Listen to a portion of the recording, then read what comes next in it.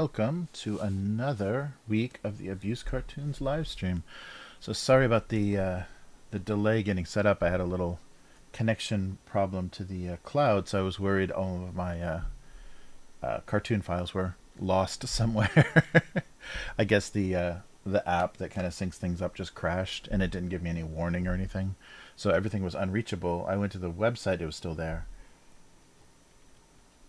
But sometimes when it tries to sync and it isn't making a connection, it will just delete files. So yeah, I was a little paranoid about that. I had Dropbox, I think, do that. It just deleted everything one time because I had a bad hard drive that was having trouble connecting to. So it just, oh, it must mean that file is deleted, and it just deleted everything on my account.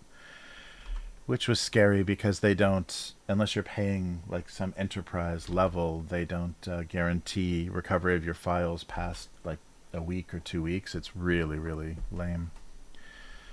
But no trouble. It was just a crashed app. So hope everyone's doing good. Hey, Unknown Girl. Hey, Matt, how's it going?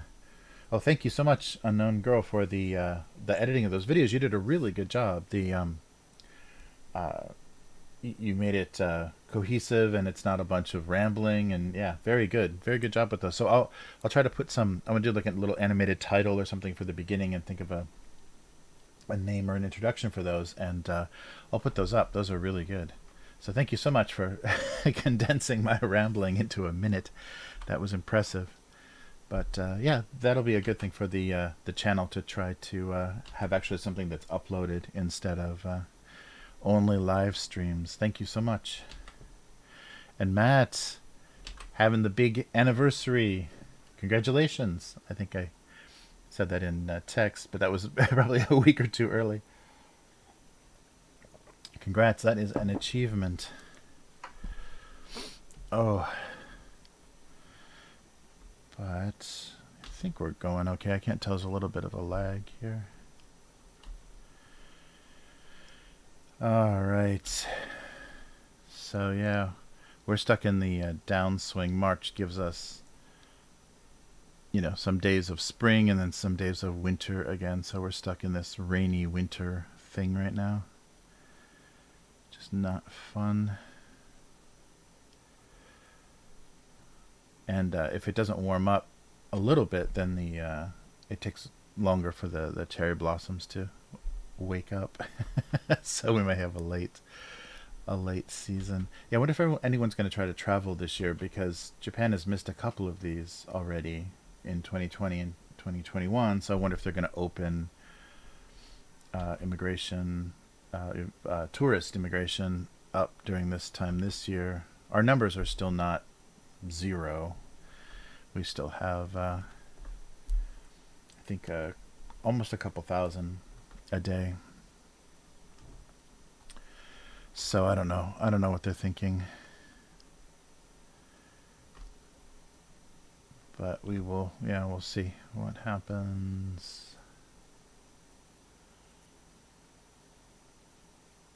Oh yes.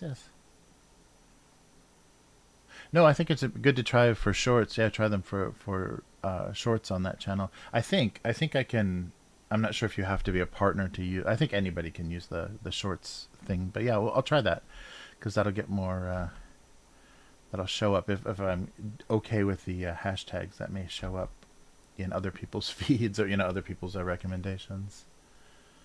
Oh, I didn't. The music was fine.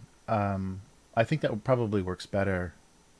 Yeah, because I would have, if I'm going to put a title or something, I probably would have added music anyhow. So I think the music is good. But yeah, thank you so much for doing all that work. That you did a really good job. Like, the edits are really good. You get out all the nonsense. But yeah, I can't believe I've been doing those for so long. Those talking about snacks for so long. Yeah, what was in the last time I opened the channel? It's a couple hundred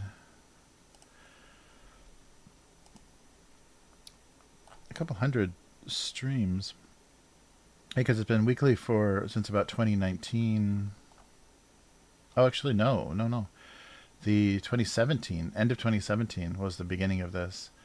So yeah, so about roughly 50 a year, give or take, since 2018 consistently. So yeah, that's 200 some live streams. And I'm not getting any better at it. It's pretty much the same. Well, I'm better from the first one, but that's about it. Still, the first one is all air conditioning noise and the back of my head. I didn't quite grasp the concept. Yeah, I think I was thinking because the only like creative live stream that I'd seen was someone painting on an actual canvas or drawing on actual a drawing board with a camera over the shoulder, and so because I was drawing virtually, I didn't understand I should probably just capture Photoshop instead of pointing a camera at a monitor. That's like yeah, early whatever it was 2007 or whatever YouTube, when people want to record something onto YouTube, so they just videotape the TV. Oh, where'd the chat go?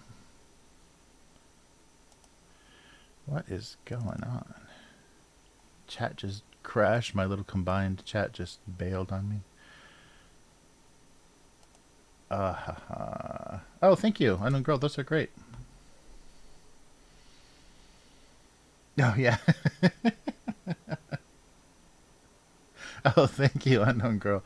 Yeah, I did. Yeah, because I figured for a lot of people what I was saying wasn't very interesting, so maybe just watching me draw would be more fun. And so I did some sped up versions of those of the early ones. But maybe it's better now, and it would be better without a fast moving version of me in the corner. Uh, yeah, that's true. Yeah, that's true. I've seen people do let's plays and stuff still that way. Or if you can't, you don't have a digital video recorder, and you want to like record something off the news. Yeah, I've seen a lot of like TV things happening on TV and stuff. Or maybe people with like TiVo, but they don't realize you can take the files off of TiVo, so they or like a DVR. They don't know how to get them on the computer, so they just play them and then record them. Yeah, I've seen some news anchor bloopers and things like that.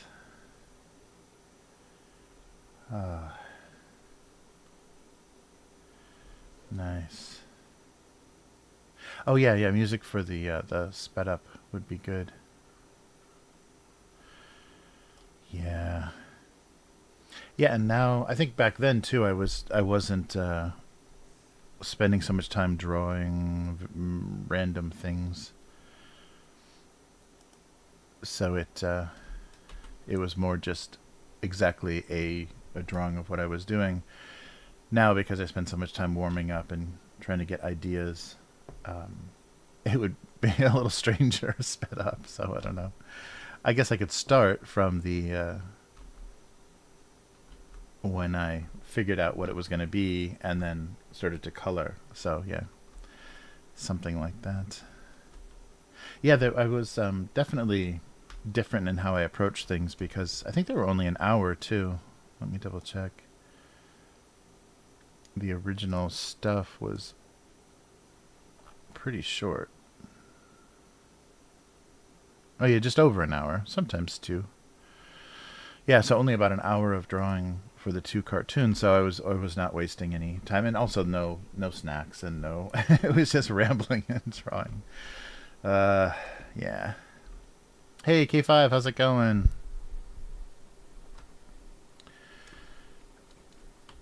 Oh,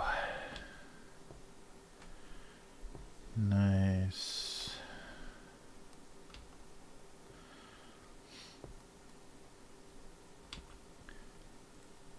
Yeah, things feel a little loose today. My lines aren't very straight. We just had for kind of celebrate my daughter's graduation, and her birthday. Her birthday was the beginning of this month. We went out to a what doesn't sound like an expensive meal, um, but it's really good. Yeah, and it's a lot of more kind of exotic foods, but it's what they call kushikatsu. So kushikatsu is just things on a stick, deep fried. And this place is a lot of like really amazing steak and very like different exotic fish and things, and like a big piece of a whatever of asparagus, a single piece of asparagus, um, wrapped with a little bit, like a very light, or thin amount of not. I guess bacon. Closest thing would be bacon, and then deep fried. That's insane.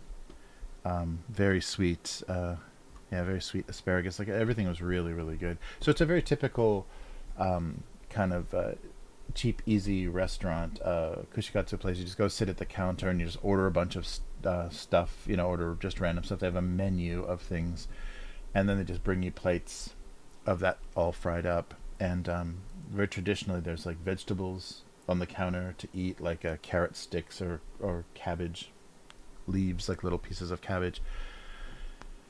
Um, to eat while you're waiting, and then you can also try the different sauces. There's a bunch of different sauces and things you can put the types of salt and everything. You can put the little fried stuff in there, but it's amazing. Yeah, it was really really good. It was one of the places the my in-laws have gone to forever, and it's in a really like tiny building. Literally, there's 8 seats. It's one of those like very old style traditional Japanese places where there's only it's a counter with 8 stools around it, or 8 little kind of chair high chairs around it, and that's it. So they can only have 8 customers at a time. So he said during the quarantine, or not quarantine, but during the what kind of limited parts of the pandemic, they would have small reservations, but it would only be 2 or 4 people at a time. So much less business than usual. So that place stays pretty busy. Yeah, but it's really good, and just you can eat, and it's a good way to try certain things. Like cod roe, or like certain fish that you're not sure that you like. Would like it. They're very easy. Everything's very easy to eat when it's fried like that, and the batter is very different. It's really thin. I'm not sure if there's like rice flour or something in it, but it's very thin and flavorful, and it doesn't so it's not soaked with oil, so it's not so greasy like tempura can be. The batter doesn't absorb a ton of oil, so it's surprisingly light for what it is. But yeah, really fun, and I had some expensive Japanese whiskey. Well, what isn't expensive whiskey, but because people are buying it all out, it is now. So I had a nicer highball whiskey that I haven't had for a long time, because the bottles of it are like $200 when it's like originally like a $40 bottle of whiskey, just because everyone's buying up everything Japanese to resell. Yeah, once the hipsters got wind of Japanese whiskey, they got in trouble. And actually, I think Suntory,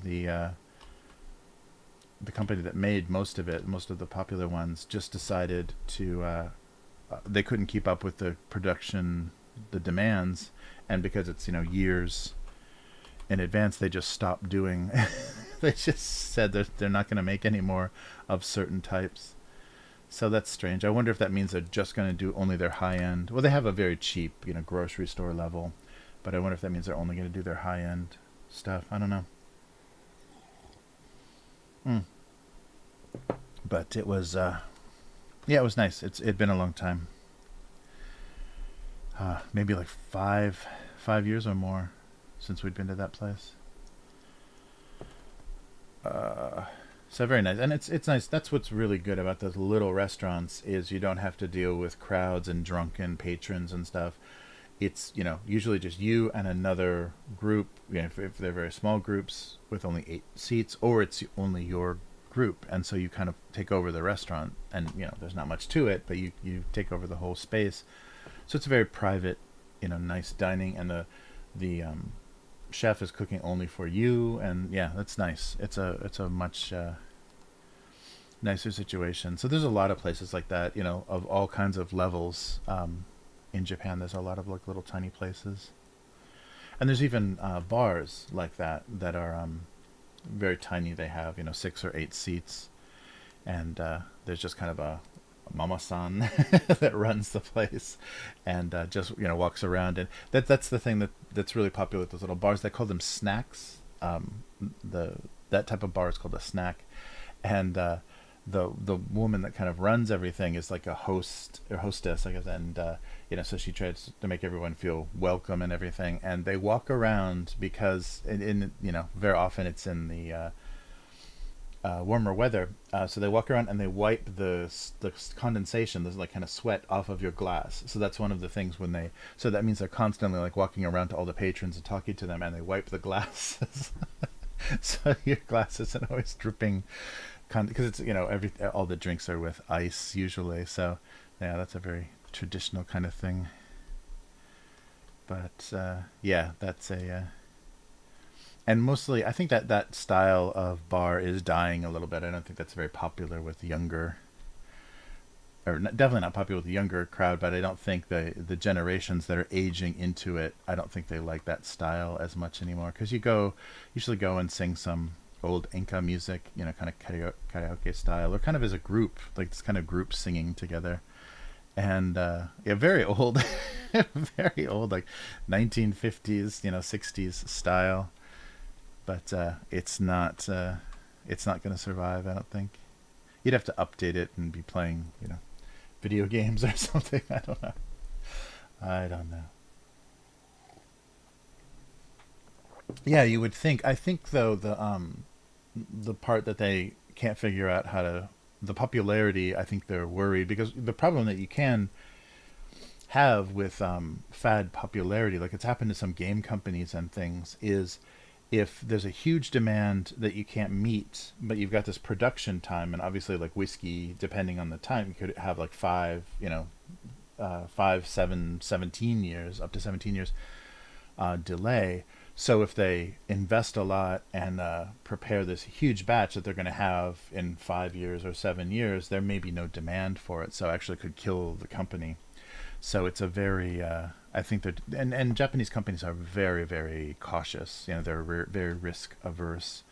So I think that's why they decided to do that. Or so maybe they said they're announcing that they're not going to produce it, meaning they're not going to produce larger quantities, because I imagine anything that's popular in Japan will stay popular in Japan, and if you live here, you'll still be able to get it. They're just not going to make it easily available to people that are buying cases of it to sell on auction sites and things.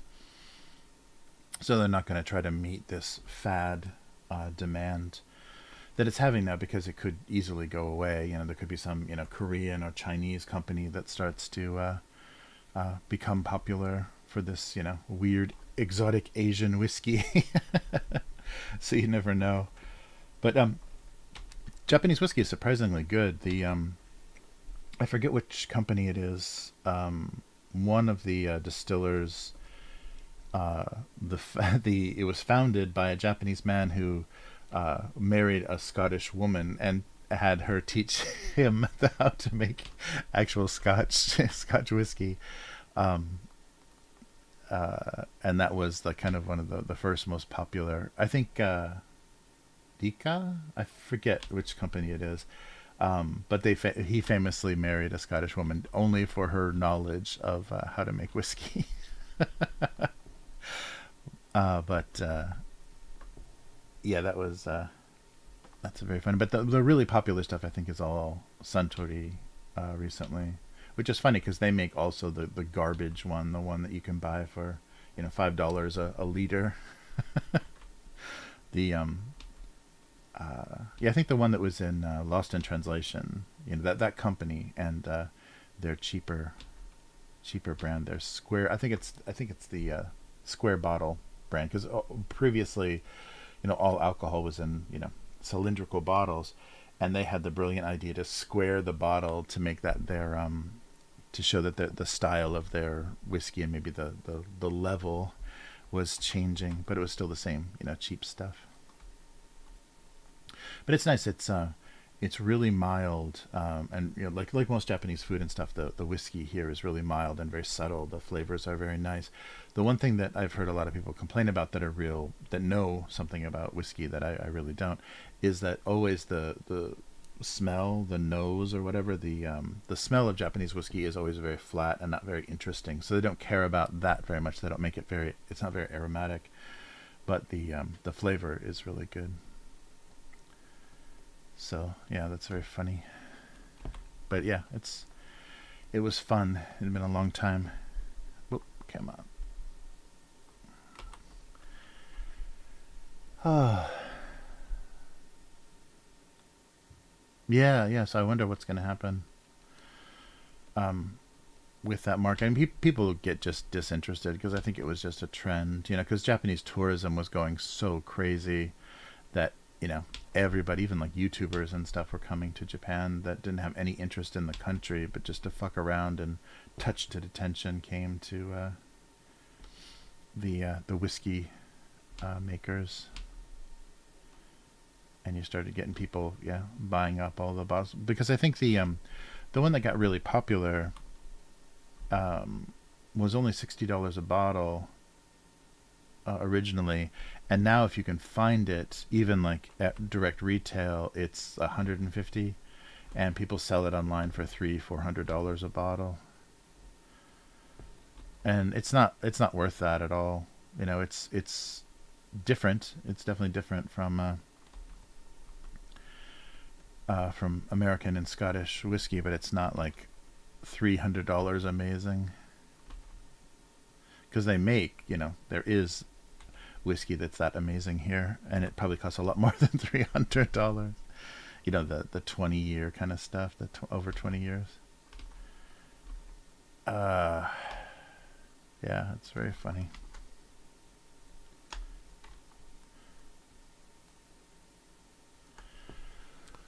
Oh,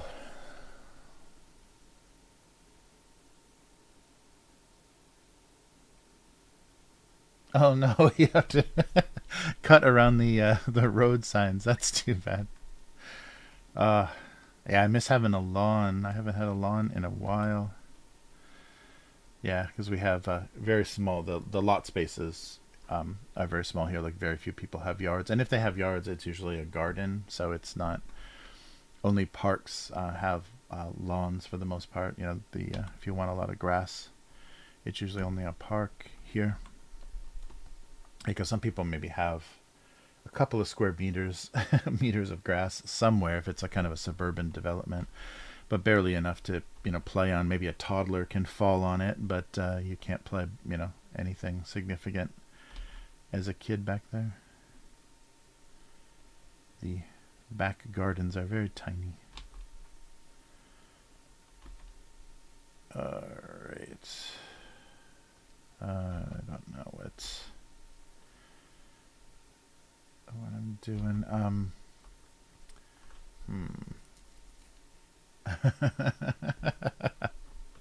Yeah, that's true. It's an ongoing thing.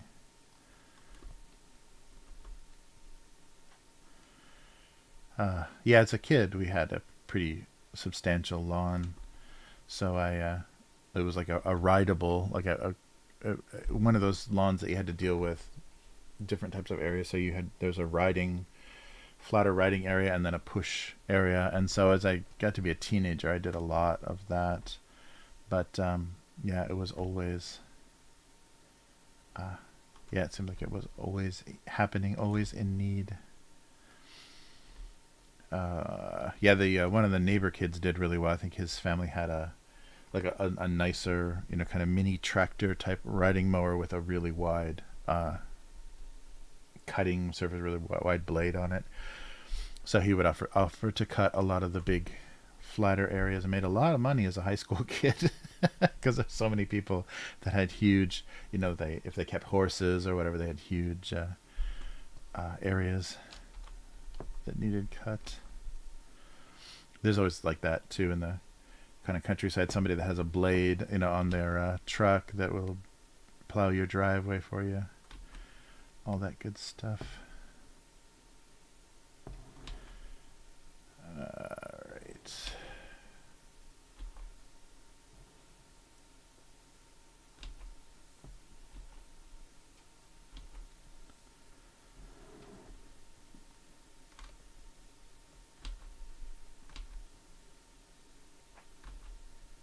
All right. Yeah, so nothing very dramatic. Yeah, still Japanese politicians and celebrities and things are making public statements about how pissed off they are about the president of Ukraine bringing up Pearl Harbor, like making a Pearl Harbor reference. And I think in his speech, either to the U.S. or the UN, there was some like conference call where he made a Pearl Harbor reference, and yeah, Japan doesn't want to hear that at all. So he definitely lost some points here. That wasn't a very, if you wanted support in Asia in any way, that's not a real popular thing to say. Yeah, because I think that's something that's a sore spot, and it kind of has stuck with Japanese people. People aren't sensitive to, any kind of, odd racial stereotype here because it's such a, homogenous culture, but they are sensitive to that stereotype of sneaky Japanese because of the war. But it's always been like, even with the like turn of the century war with Russia, that's always been a Japanese strategy, is like hit hard first and then say, okay, are we gonna do this? Like they always attack a navy in port. They did the same thing with Russia. And okay, now we can start, and so they're hoping that immediately there's a some kind of peace talks or truce, that they're hit hard enough at the beginning that it just slows the progress of anything down. Because I think Japan has always known that they can't sustain an extended war is very difficult because of the island country's lack of resources. So it's always been the strategy, but people are very sensitive to references to that. So that's interesting. I wouldn't have guessed. Like if I would anything that I thought about, like some height or whatever, I would think people would be more sensitive about something and not that. But yeah, the sneaky stereotype is very offensive to some people. It's not not universal, but that's the thing that you can get people frustrated with the most. And as you can see from bringing up a Pearl Harbor reference in a speech, I think saying Russia Pearl Harbored them or whatever, maybe trying to talk to America, saying it was just like your Pearl Harbor, which is not accurate at all. But he definitely lost some points. Zelensky, he lost some points in Japan for that. But it's not like Japanese Defense Force was going to come to his aid, I suppose. I don't know. The longer this goes on, the more all this unnecessary, like not only damage to historical sites and things, but just the loss of life and people's like loss of everything. Yeah, long war is not great, but I guess America's been good at that for a while too, just staying someplace way too long. Oh man.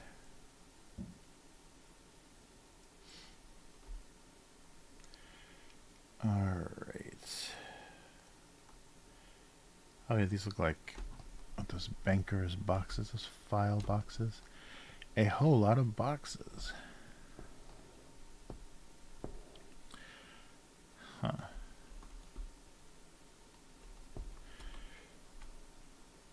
Yeah, what about, I'm trying to think of a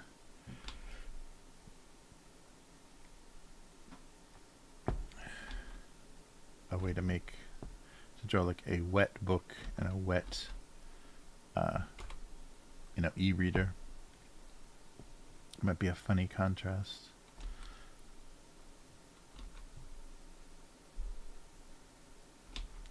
This doesn't have to be straight.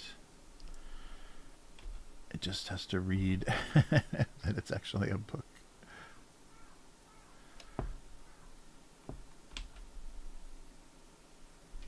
All right. Yeah. That should work.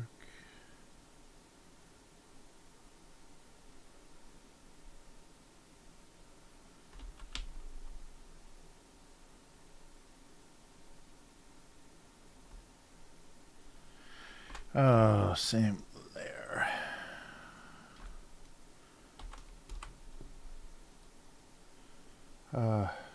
Yeah.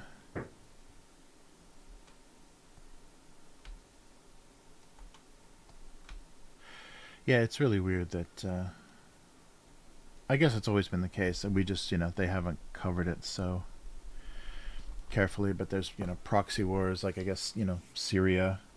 I'm not gonna go on. I don't know enough. But it's like a lot of countries have had to suffer because of these, kind of whatever the motivations we're actually not ever gonna really know are happening for control of areas or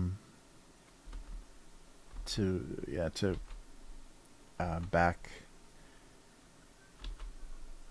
regimes that are just to try to there's something like that maybe, yeah, kind of the geopolitical balance that certain countries want to have, so backing people they may or may not want to be backing just for the balance of things. All right, and then like a device, like a kind of some kind of e-reader device.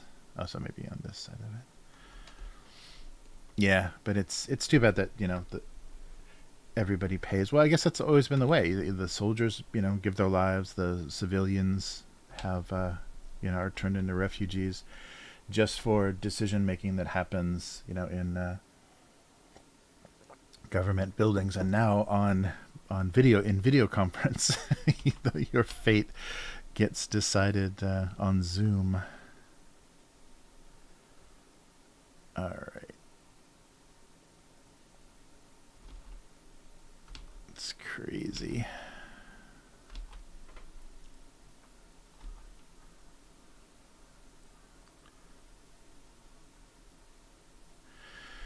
Oh. Hey Sedona, how's it going? Oh, I didn't know. I recommended that movie.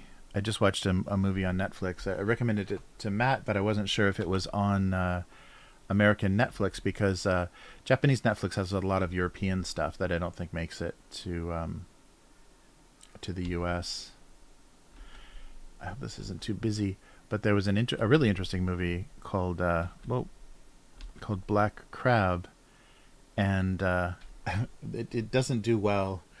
Like, if you read the plot summary, you're just like, ugh, it sounds terrible. But I gave it a shot. I like it was Swedish, and I like the actress, the Noomi Pace, the actress that was in Prometheus. She was in the Girl with the Dragon Tattoo, the Swedish version, and I like her as an actress. I think she's a good actress, and the story sounded very odd, but I thought I would at least see like what they were going to do, because it's a new no, thank you some empty friend, thank you. Naomi Rapace, yeah. That's not a very Swedish name. I wonder what her name.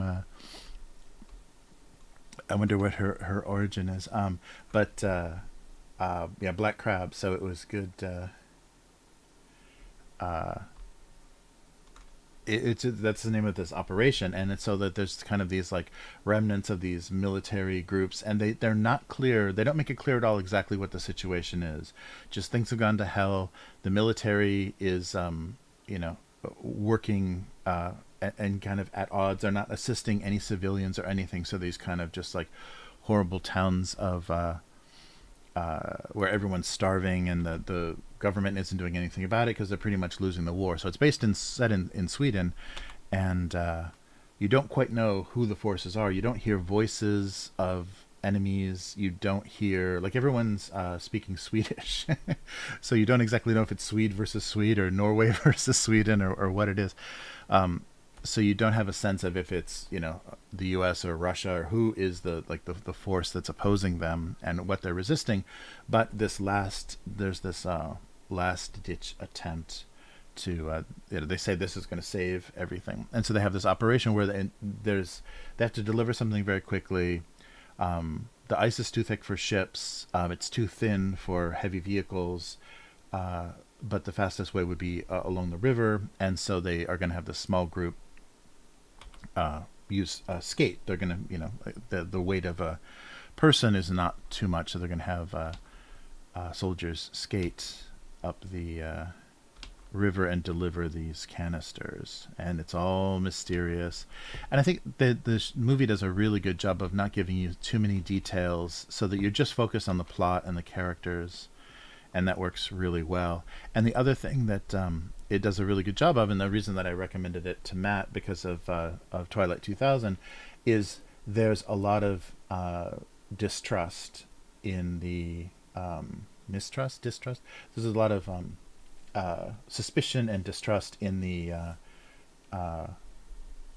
in how things are set up, how they're assigned the mission. What are we doing? Why did you choose us? What's going on? You know, there's and I think that would be a really interesting element in something like Twilight 2000, where you're given these orders and you're not really quite sure, you know, where these are coming from or why you were chosen to do this. Like, there's a lot of manipulation and a lot of horrible motivation by the, you know, leadership. This might be better. But I really liked I liked that tension because they, you know, of course, in these kind of desperate times. So it's kind of like, you know, post-apocalyptic war. It was the end of some great conflict, and in those times, you know, deserters are killed. There were examples of showing, you know, bodies hanging from overpasses with, you know, deserter written on them. So the role in the military is very difficult, very tenuous, because even if you don't agree with what you're supposed to be doing, the only option, you know, your other option is being killed as a deserter. So yeah, it was interesting. I mean, it wasn't amazing, the whole story, but I liked the tension of not knowing what was going on, and the idea of kind of turning on your leadership and denying the mission, kind of refusing to complete the mission. It was very interesting. But the tension that they make is a kind of a mother and daughter tension. So Naomi is playing a mother who loses her daughter, is looking for her daughter, and so that immediately in the plot summary, I'm like, okay, they could make that really terrible, but it's not. It doesn't. It's her motivation. It's her drive, and they do some interesting flashback things, but it doesn't ruin the character. I think it's still a really well written character. But yeah, I really was surprised, and I thought that the tension was good, and so I wanted Matt to see that, to see if, I wonder if you could write a scenario for Twilight 2000 that had that kind of, like, really uncomfortable. I don't know if that would even be fun to play, but where you're very suspicious of what's going on. Because it just reminds me, in a lot of role-playing games, players are overcautious, like when they're exploring dungeons or whatever, not wanting to walk into traps. Everyone is like poking things with a stick and are way too careful about what they're doing. And I wonder, in like a more militaristic game, if you could get tension between unit members or comrades and their leadership. You know, have them questioning their orders. That might be fun.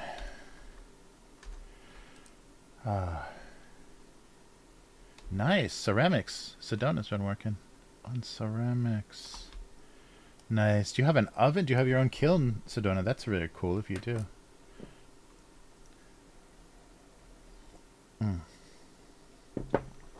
All right. a little bit bigger. So this will be wet. Wet books. Alright. Looks like a giant telephone book, but I guess that'll work.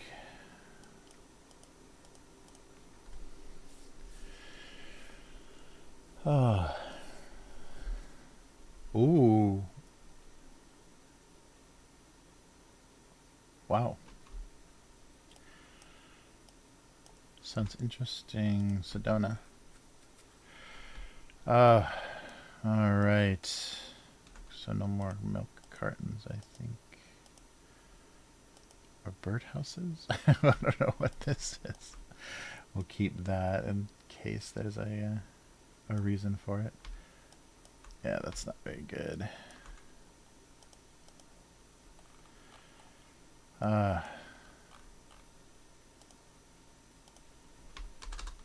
Yeah, I think just to fill the programming, Japan gets a lot of just garbage releases from Europe. A lot of like bad European television and stuff that doesn't make it.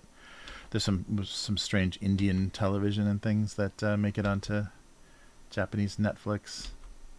I'm really surprised the range, the range of comedy and stuff in India. Some of it's pretty nasty. Okay, stop drawing the same thing. Oh, wow.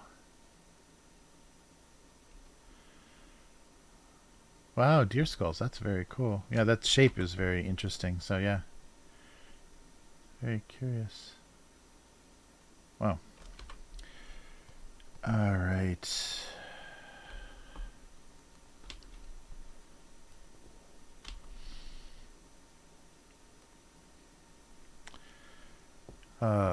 But oh, the interview went okay. It was kind of, I wanted to use the software that I always use for recording, and unfortunately, it was very useful before when it was only audio, but because of the popularity of Zoom and video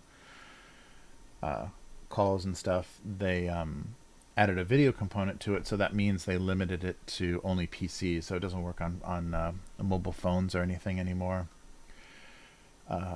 which makes it less useful. But but I had Zoom set up as a backup, and it was a new account that I set up for Zoom, so that it gives you the extended recording time. It's like it's only limited, if it's free, it's only limited to 40 minutes of recording at a time, or talking or whatever. I think the sessions calls are limited to 40 minutes, and I just set up the new account, so it let me go longer. So I got 2 hours of recording out of it with that pop-up interruption of, we're giving you a free gift just this one time only. So it worked okay. The quality of the recording is not great for Zoom. But the funny thing is, so I was going to talk to them together. So it was two people, the kind of the rules writer, and then the background story writer, the lore writer for this game. And I was going to talk to them together, but then they have to just kind of wait and take turns, and so they're kind of wasting their time. So and there's about a 2-hour time difference between where they were living. So I caught one of them first, and we were waiting to hear back from the other guy, and so we just said, well, let's just record now. And so I did more than an hour with him, and then the other guy came on, and then I did another hour. And so I wasn't expecting to be on so long. So I think by the end of the second hour, I was just repeating myself, just being like, great, nice, great. I was like, I can't even think of any more questions, I'm so tired.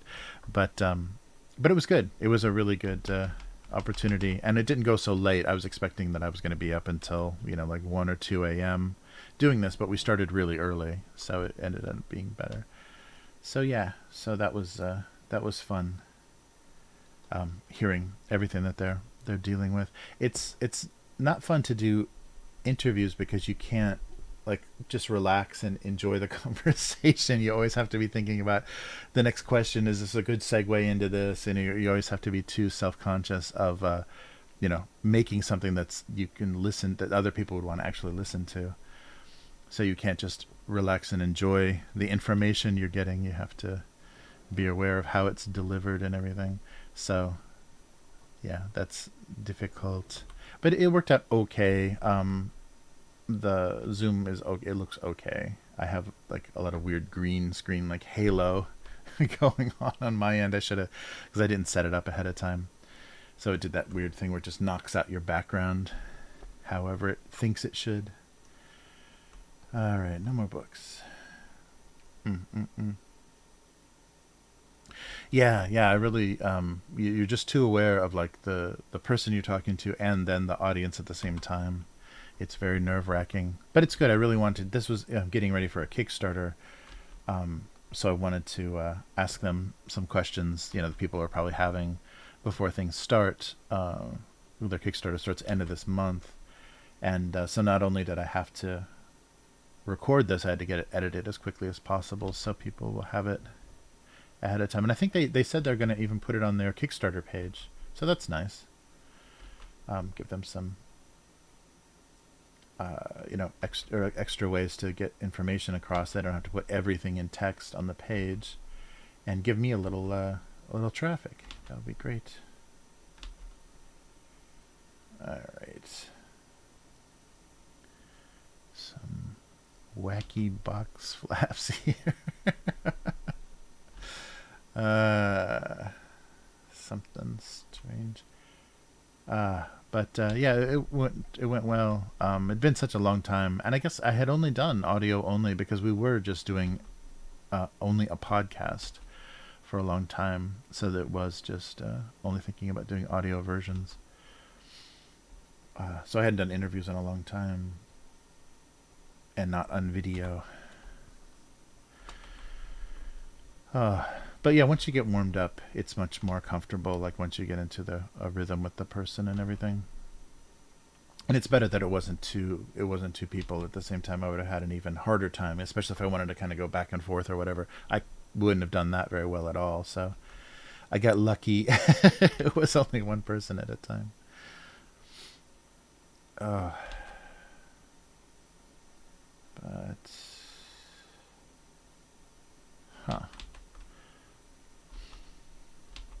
yeah, so hopefully there'll be more of that in the future. Yeah, interviews, when they were only audio, they didn't seem to do that well. And we didn't talk to anybody that was doing any really huge projects. I think these two projects that I did the interviews for recently were much bigger. There's much bigger expectation, and people are more excited about them than some of the other game stuff. Stop doing this. That we talked to people about before. All right. But yeah, gotta get those skills back up so I can do it more effortlessly.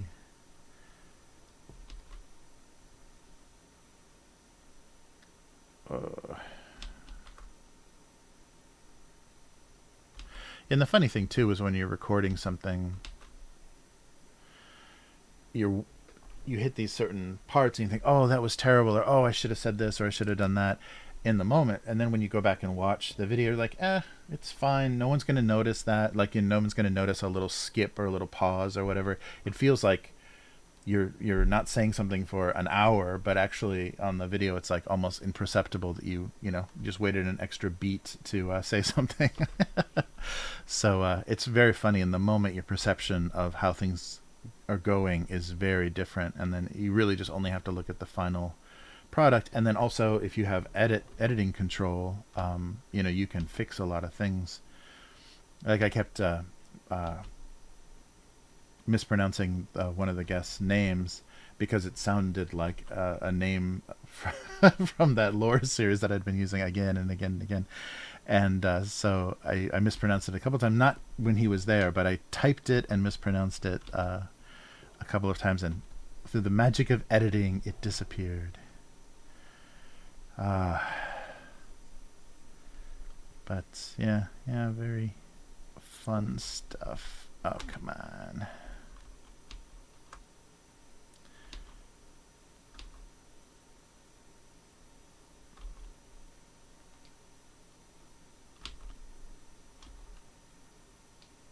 All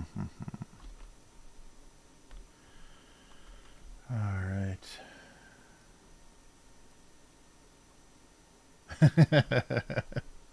Yeah, yeah.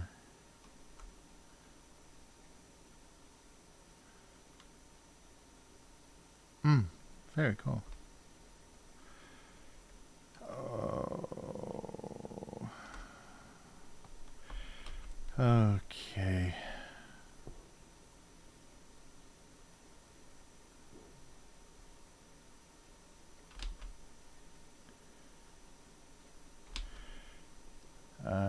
No good ideas.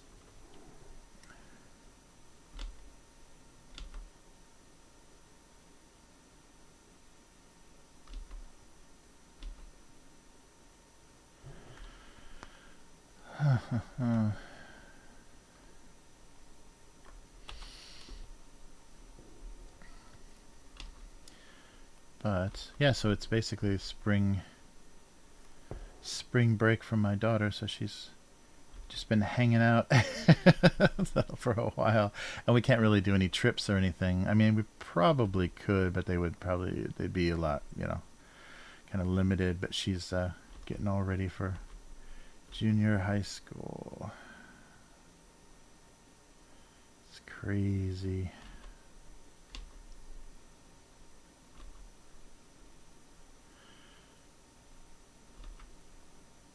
Yeah, so that's nice that her spring break is nice and long. That feels like more of a break between, because really, like especially public schools, it's basically only about a week, maybe 2 weeks, but about a week. So basically like spring break, but it's your summer vacation here. It's the break between changes of year or changes of school level. And yeah, so that's pretty crazy that you can like one week be an elementary school student, and then the week after next you're in junior high school, and all the new kinds of pressure and everything. It's crazy. It can happen really fast. So it's nice. Her school ends pretty early, so we got lots more time. But actually, yeah, maybe about 2 weeks left. uh, hmm.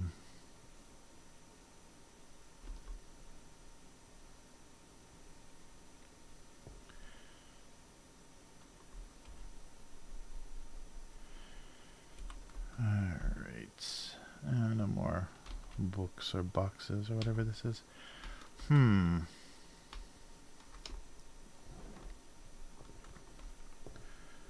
Something.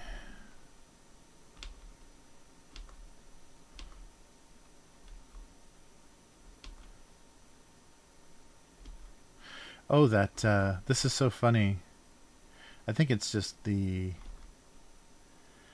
uh, peculiarity. I don't know what the word is. So, Japanese Disney Plus doesn't care, doesn't worry about things being Disney and only for kids.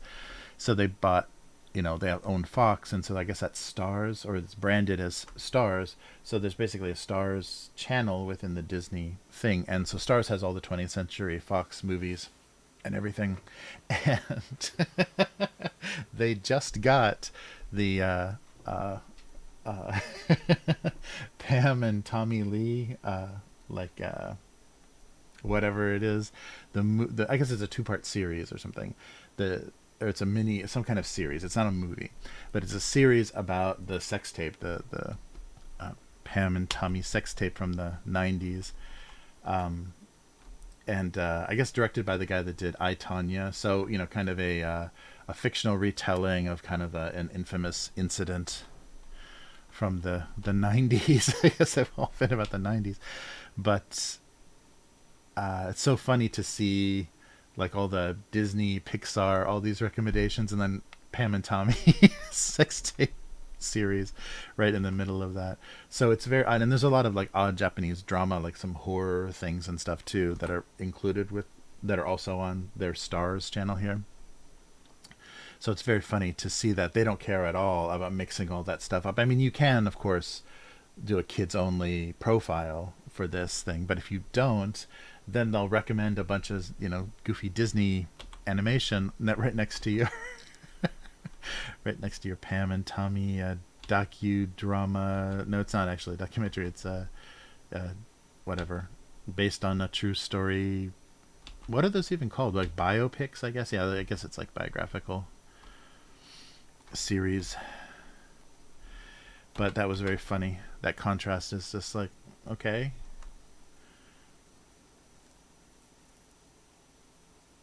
Right. Yeah, so that must be what it is. Because originally Hulu was Fox, right? Yeah, because that's what, even in Japan it used to be. Some Empty Friend. Yeah, you're right. The Hulu in Japan was all the Alien movies and everything were on there. And then when Disney started doing their thing, then they started putting it on Disney as well, but branded as Stars, Stars with a Z channel. Yeah. So the branding is very weird, but I guess there is a Stars channel on cable or satellite here in Japan, and that's the branding of that they were using because maybe people know that name for some reason. I don't think they know HBO, but they know Stars here. Yeah, it's very funny. So it's totally opposite. Hey, Twinkie. It's it's very funny because it seems like obviously in the U.S. they're so much more worried about that Disney family image thing, and nobody even they know Disney does animated films, but they don't care beyond that. And also, I guess there's a lot more tolerance for one company doing more adult oriented stuff, more kid oriented stuff, because there's publishers of manga and things that do genres, so they'll do blood and guts, fighting manga, and then they'll do cute kiddie stuff, and it'll all be under the same publisher name, and there's not such a unique identity. And Disney, like, I guess really concentrated on that, although I think that didn't work. It just got a bunch of people angry at them more than it guaranteed a certain amount of audience or whatever. But they're real conscious about that in the US, and it's so funny to see them not care about it in foreign foreign markets. It's funny. But yeah, a lot of the jokes, I guess I was watching a review of it, or I guess it was the Red Letter Media review, and there's one of the jokes where he's talking to his his joint, and I guess they'd use like an animated or like some kind of puppet or whatever, and of course in Japan that's going to be all pixelated out, so there's a lot of movies that have odd pixelation in them because you can't make frontal nudity jokes in Japan. So sometimes they do the crazy mosaic and like the dancing squares censoring, and then other times they just do this weird digital fog. So maybe they think that looks more it matches the image a little bit better from movies and things. But sometimes it's just like this, like somebody's walking across the screen and there's just like this cloud following them. So there's some very odd their censorship is very funny, very odd choices. I don't know. That's a very funny subject. The huge porn industry in Japan, but all of their weird censorship. Maybe that's why it's like existed so long, because it has like the Yakuza or whatever. It has this like, connection and cooperation with the government. Okay, we're censoring everything, so we're doing what you want and making it safe for a certain level, and so then lets them free to do whatever they want as far as like fetishes and stuff. As long as it's censored, then their subject matter isn't as scrutinized. Whereas in the U.S., it's not censored, but they're very specific about this can't look underage, this can't look like rape. They're very the law is very, very specific about obscenity and things that violate the rules. So that's a very odd thing. That's very Japanese, though, that weird cooperation between government and others. I,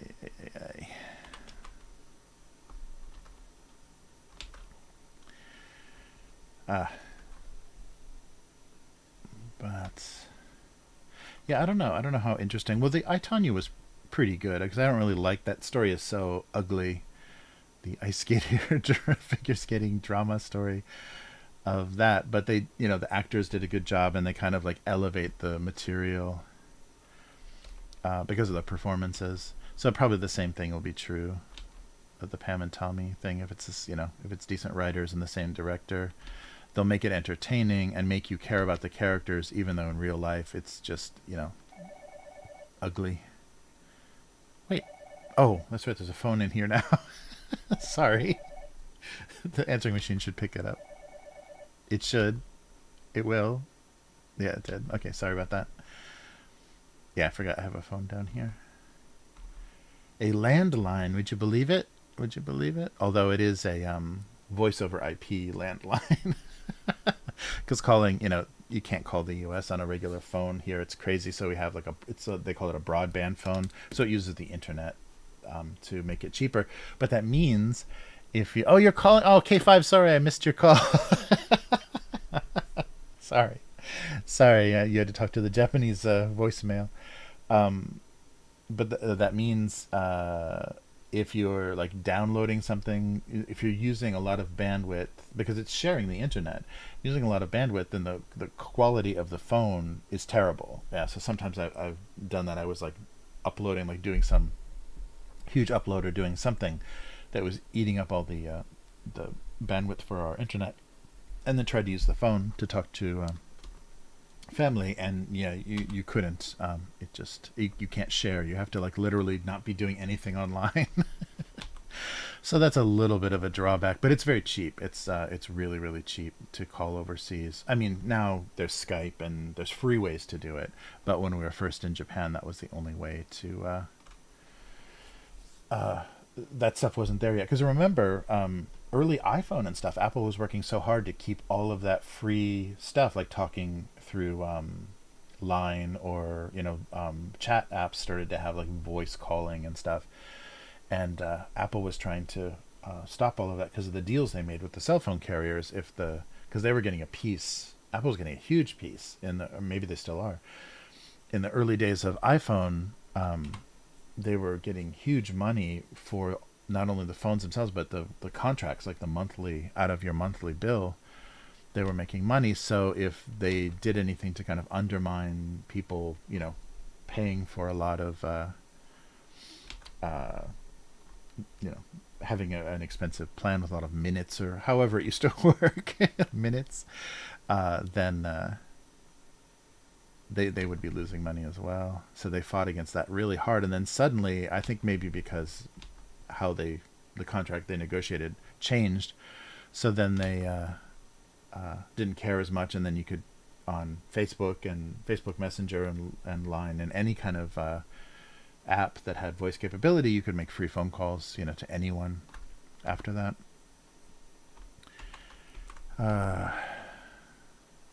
That's funny.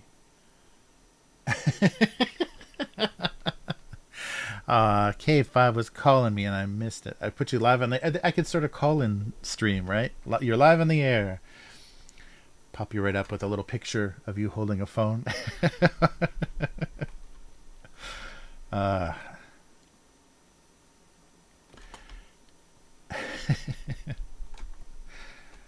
yeah, it's funny. Yeah, we've gotten some. I think I've already talked about these on earlier streams, but having a landline, means you have a residential number, and we've gotten some really weird, like spooky, spooky, some disturbing late night wrong numbers, like older relatives, like older family members, maybe living alone, that are getting senile and confused, and they misdial and called our number instead, and were asking for help. It was so scary. So we didn't recognize the number, so we didn't pick up. It goes to the answering machine, but you hear them, you hear the message that they're leaving, and it was just somebody saying, help me, help me. It was really scary. And I forget, my wife figured out how to deal with that. Like she figured out how to find out who that was and call their family and say, "We're getting calls from your." I forget if what she did. If she answered it and tried to get some name, got a name or something. But she, yeah, contacted the family and said, "We're getting calls from your mother," and she sounds very confused, and maybe kind of the sundowning thing. Like at night, she got very confused, whereas during the day she was functioning normally. But those are really scary phone calls, like a horror movie in the middle of the night. Someone just saying "help" in a really like weak voice, saying "help me." Uh, Scary. Hmm. Yeah, but that's the fun of landlines. There's wrong numbers and all the robo dialing sales calls and stuff. Yeah, if you have a fax machine here, um, it's like the 80s here. If you have a fax machine connected to your phone line that you occasionally use, and somebody with their little, it's probably all PC based now, but their little robocaller figures out that you have a fax machine connected to your line, they will constantly call you and try to talk to your fax machine because you leave your fax machine on, and it's just the memory is just full of all these like print ads for Hawaiian vacations and all this like nonsense and you know home insurance and remodeling offers and stuff. So you got to clear the memory of your fax machine all the time. So it's constantly. So then if you pick up the phone, you're just talking to a fax machine. It feels very uh, 80s style. That like the computer modem, kind of screeching on the phone.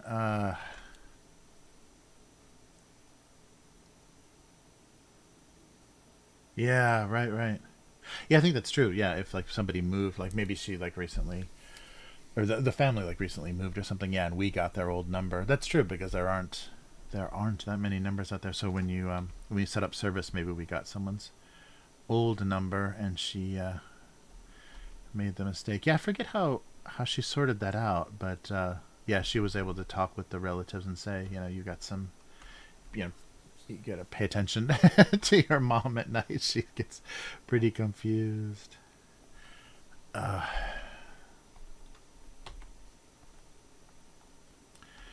all right.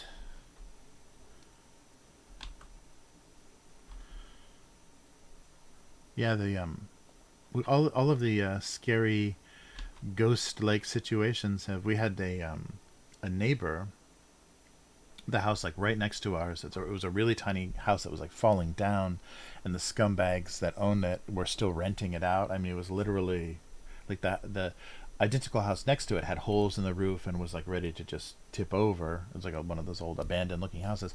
This house wasn't much better, but there were still people living in it, and it was a mother and daughter. The mother was very old, and I think eventually, like she was in her 90s, and went to a care home because of her health. She went to uh, more managed medical care and left the daughter alone. And so the daughter would get drunk, living totally alone, and lean out the back door of the house and just like sing these really weird, sad kind of Japanese like enka songs. But usually those are love songs most of the time. So you sing these really weird, like lost love, sad, and it was just haunting. It was really creepy because it echoed a little bit. It like bounced around on the trees on the mountainside. And she would just wail out the back door. So you'd be like, "What? Wait, what is that? Did somebody leave the TV on, or what's going on?"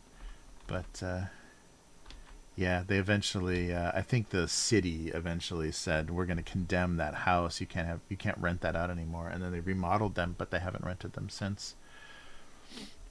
But yeah, that was funny. Our first neighbor was a very unique situation. So we had crazy phone calls and crazy drunken singing, and so she was very old too because her mother was 90. She was probably in her 60s or 70s, and very alone after her mom moved out. So yeah, that was very eerie as well. Yeah, in the countryside, there has to be some really crazy stuff going on in the countryside with older residents. It's probably where all the ghost stories come from in Japan. All the uh, yokai, like scary monsters. It's because they're all countryside, kind of folk tales or myths that come from rural Japan. Usually, there's not. I guess there's some that what are in populated areas, but a lot of them are kind of you know late at night on abandoned roads and things. Uh,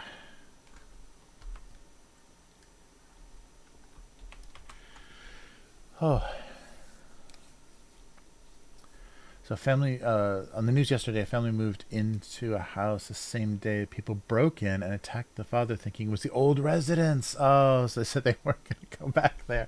That would be horrible. Yeah, you never know, like what you're moving into. Like the previous resident could owe money to some gangster or something. Some somebody that's like out to find them. They're like on the run, and you bought their house. And oh man, yeah, that had to be horrible.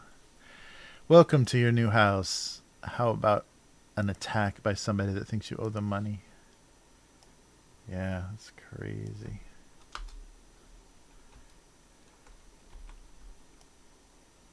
Uh.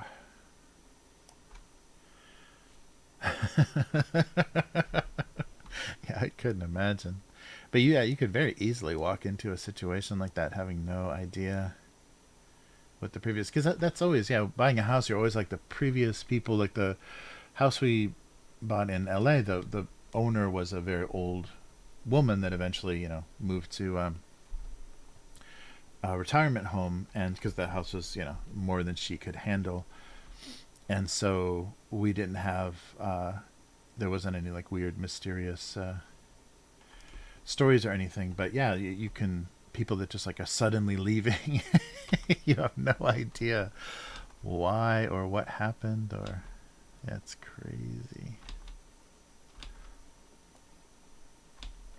Well, that was the thing too. In that town that I grew up in, it had a bunch of these Victorian mansions kind of on the hill that people were using for guest houses. They were kind of renting them out, doing like a bed and breakfast, kind of like just these huge houses with multiple floors of bedrooms, and they're running them as guest houses. And the thing about those old houses is they have huge attics.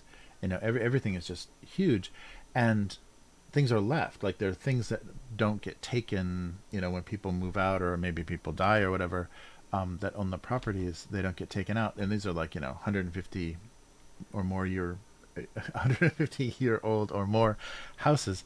And so there's old like creepy dress mannequins and weird paintings and stuff like left in attics. It's very like movie like, but the stuff that gets left behind is always, yeah, very strange. So you see the remnants of kind of the history of the house. And if it's stuff that they don't think has value, a lot of creepy stuff in attics. Okay. Same day. Yeah, that's insane. Uh, yeah. Oh wow. Mount Druitt home invasion. Channel 7 News. Oof. That's gotta be the worst. So I gotta build a new home only. So people don't. They have no history. You're starting from scratch. Ugh.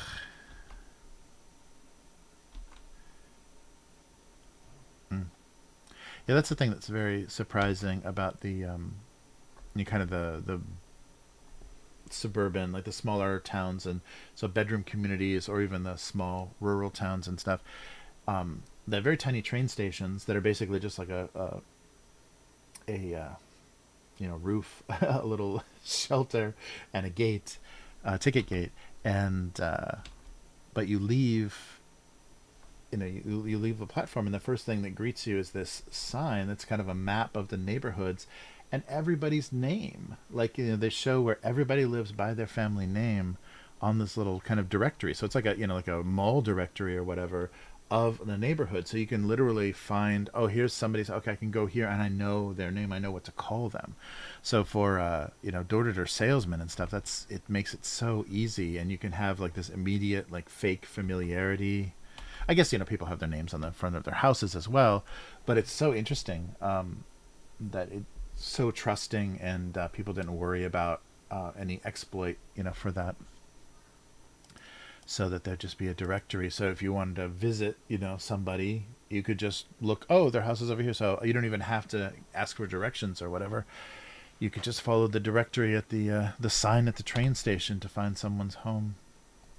And I think too, because there's a lot of like police will visit your house if they know like there's been a change of owner, a change of residence. Sometimes a representative from the like local police department will visit and just kind of check in and get your information. And school teachers will do home visits. So if you're a new enrollee at a school, they'll come to your house and just have a social visit, so they can kind of see the environment that the kids are growing up in, kind of thing. So it's very that kind of stuff is much more common, and maybe in the U.S. it was as well. I don't know, at a certain point. But doctors used to make house calls and all that kind of good stuff, so they would need to be able to easily find anybody's house. And they didn't do that in crowded cities. Yeah, it's interesting, the the kind of old ways that just kind of force you to be a member of the society. Like you've immediately had contact with the local police, you've immediately had contact with the school system, and so there's some familiarity. You can't do that weird thing where you're keeping your kids hostage and starving them to death, or doing weird things like people have. They know, you have to kind of have some contact with the things in your area, the things that you're paying taxes for. uh, yeah, very old style, but still still though Japan is able to become more like the US, where neighbors don't know each other and things in certain situations, especially like big apartment buildings, like big apartment complexes, like multi-building complexes. You move in and maybe, unless they see you in the elevator, people don't know you. And this isn't a big city. This is like, a lot of apartments in smaller towns. So you don't know who your neighbors are or anything unless you make an effort. The thing that you're supposed to do when you move in is introduce yourself around. I guess that was an old kind of the U.S. tradition too. Like you'd see the neighbors, a housewarming kind of stuff. Like the neighbors would bring over something, a pie or something. That used to be a thing. But yeah, you're supposed to go around and introduce yourselves. So yeah, we're living in that house there now, and we'll be your neighbors, and bring some small gift to introduce yourself, just so there's some familiarity. Yeah, we because I was a very foreign-looking person, we had to do that when we moved in here, just to make people comfortable, because they don't know. Because there's a lot of like share houses and things that will have for foreigners, that will have a lot of temporary temporary residents and coming and going, and that makes people in older neighborhoods uncomfortable. So because they were going to see my white face, I wanted to we had to go around and introduce ourselves to let them know, you're going to see me around here. It doesn't mean this whole area is turning into some hostel or something, for English teachers or whatever. So it was important to do that when we were first here.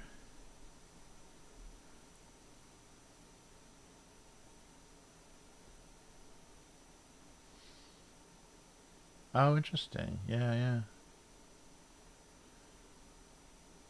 So first few weeks a baby is born. Oh, interesting.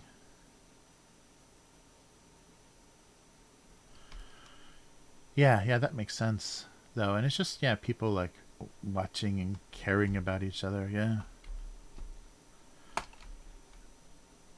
and at least knowing, especially when there's older residents. I mean, you should.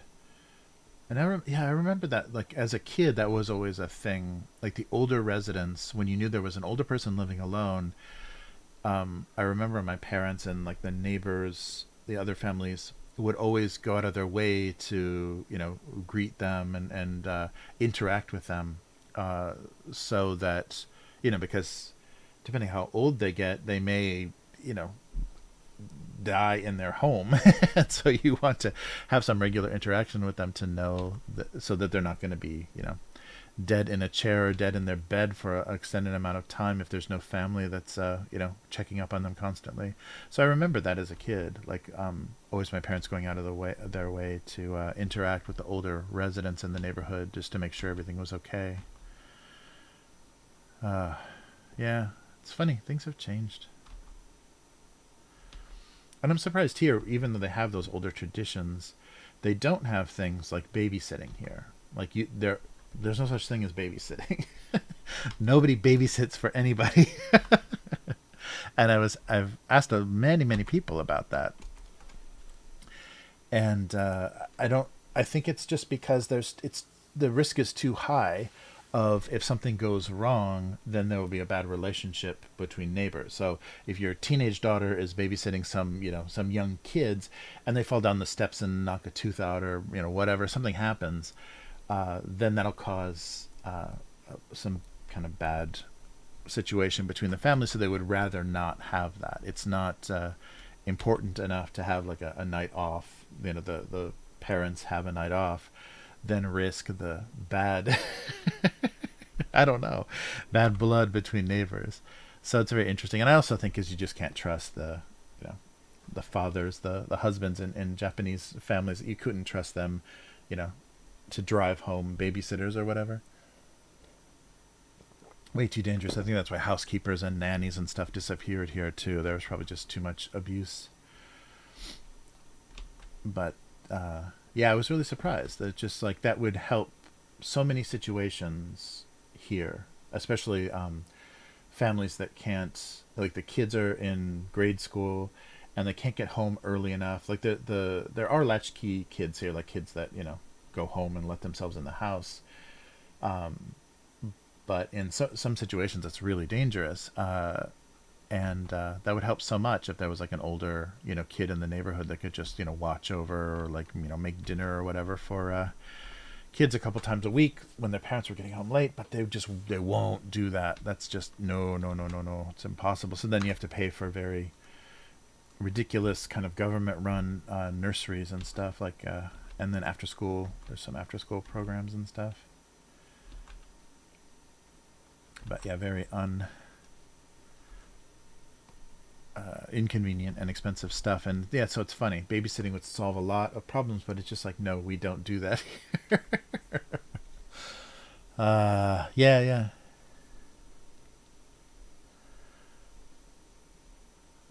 Yeah, so first interaction I have is one of mine. Oh, wow, wow. Oh, that's funny.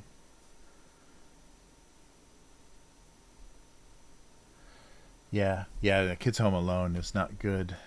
And especially in this day and age where they can be interacting with people online. And it's like, yeah, I'm going to be home alone until 5 if you want to stop by. And then the person they've been interacting with is like some 40-year-old. It's like, yeah, very to catch a predator kind of situation. So yeah, that's just too dangerous. What am I doing? I can't think of another good object. Yeah, so it's, yeah, very, very funny. But I think so much of that stuff is breaking down, even here too. Just people are giving up a lot of traditions that were very useful. And I think because people don't understand anymore the purpose of it, like how it's supposed to work and how it's supposed to connect you to things and how it's supposed to help people protect each other and form community, care about each other and look out for each other. And it just feels like too much, like, nosy kind of involvement, and it's a lot more extra work. It's very troublesome. I'm only thinking of the Japanese word, and that's the translation for the Japanese word. Troublesome. It's just a lot of extra work, and people are selfish and don't have as much time, so they don't want to do that work, but they don't realize like what they're giving up. Uh, that kind of dynamic that they're giving up. But then, yeah, I don't know. I think it all started to fall apart, especially in the U.S. in the '70s, where people started to do stupid crap, wife swapping and key parties and everything, and nobody wants to nobody wants to be connected to their swinger neighbors. I don't know, but I don't know what the excuse is here. I think it's just laziness and a new kind of selfishness. Yeah, because I think it used to be, to a certain extent, that people would just blindly repeat a tradition, not even knowing like what it did for them or how it functioned. Maybe you'd figure that out when you got older, but not having any idea. Well, why do we even do this? When you're younger, not understanding that. But people would, kind of blindly, go along with things, and then maybe realize later what a good idea that was. But now it's all changing. Now we can just monitor each other on social media. That's the best way, because that's such an honest representation of your life. But that's probably, though, how people that are abducted, or kidnapped or whatever. That's probably the number one way that people can uh, immediately know that something bad has happened, if they can't be reached on social media, or through texting and emails and stuff. So we are connected in this horrible digital way now that I guess functions in a similar way to knowing someone's schedule. Oh yeah, they usually get home at 6, and kind of like always having that routine in your neighborhood. I don't know.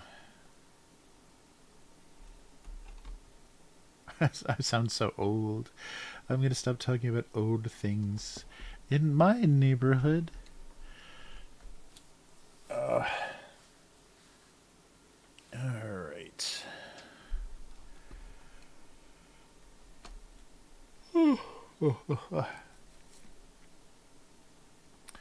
Yeah, it's funny. But Japan is interesting in that way, that there's almost this weird like social lag where things are like they used to be 30 or 40 years ago.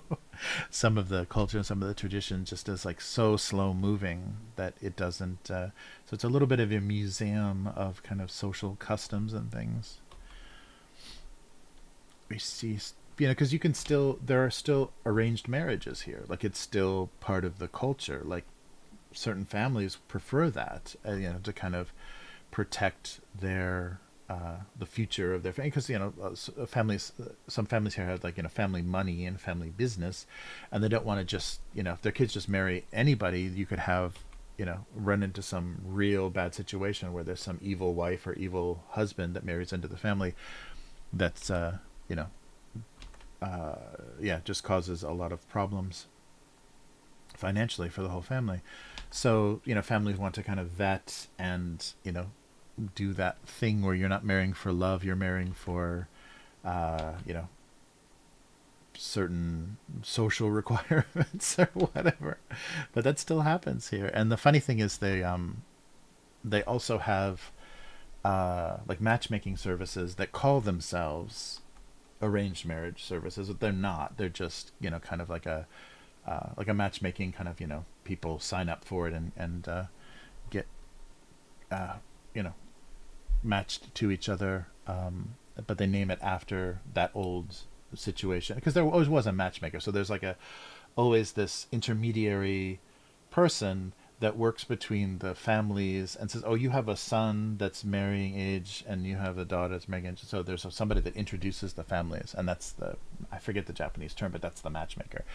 And oh, I'm sorry, omiya is, wait, oh, I'm totally yeah, omiya is arranged marriage, but there's another thing that is done here,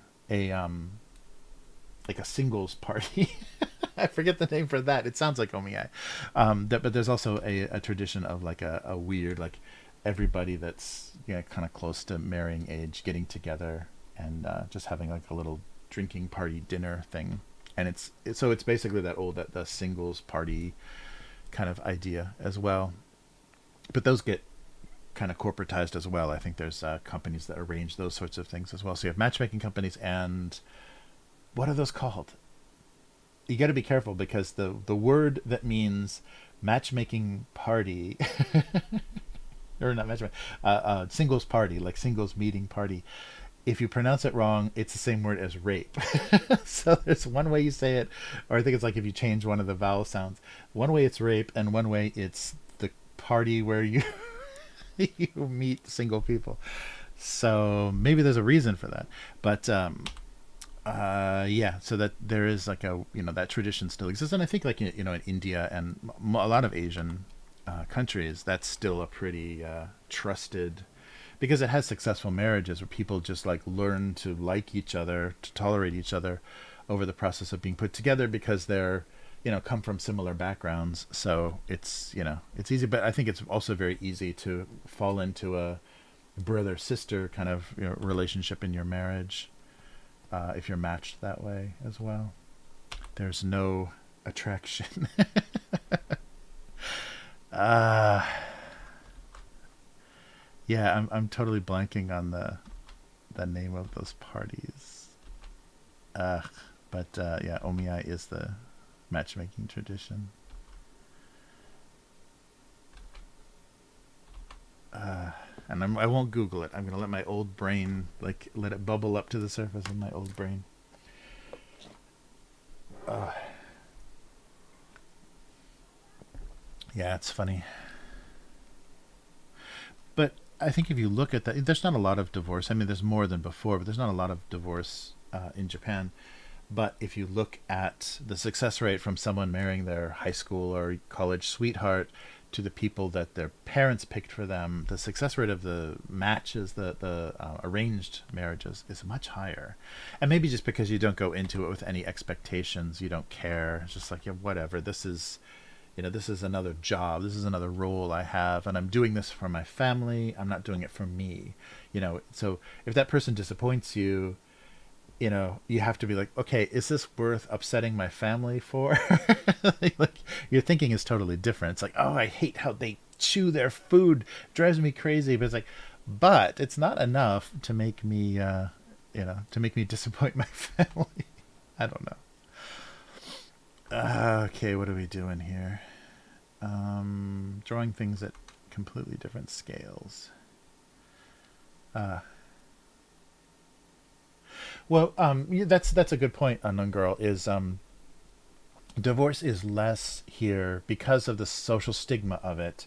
That's becoming much less. But there is still more stigma than there would be in other countries.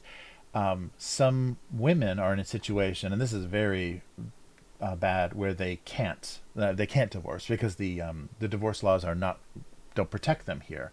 So you can I don't think there's alimony. There's only child support, and a father can just claim poverty and not pay child support here.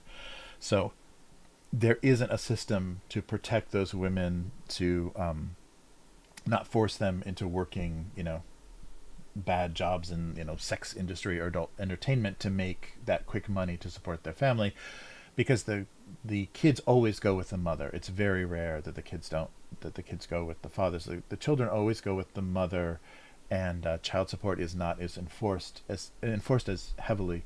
So yeah, so some women they have limited options, but I think a vast majority of women come from families that they can come back to and will support them, and it's not the end of the world. It's a little bit embarrassing, but it's not. She's not. What was it? Spoiled, or what is it? Used goods or whatever. Like it doesn't hurt her social status. She can still remarry, unlike maybe it used to be. But yeah, you're right. I think a lot of people see it as they don't have the option, so it's less because. And so if it's an arranged marriage, maybe you think, yeah, I have even less ability to say I don't want to do this anymore. Yeah, because I just feel like, yeah, there's no limitations.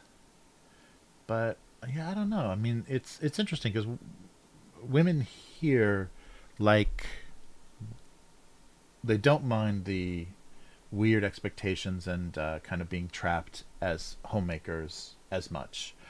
Um, there's fewer women that prioritize career. I mean, it's growing, but there are fewer women here that prioritize career. So they're kind of happy to be safely trapped in a situation, maybe with a guy they're not crazy about or they fall out of love with, but it's very safe. Like they have there's no risk and no chance of things falling apart. So there's a lot of older couples that they're not divorced, but they don't live together anymore. They barely interact with each other anymore, except around like their children's, events and things.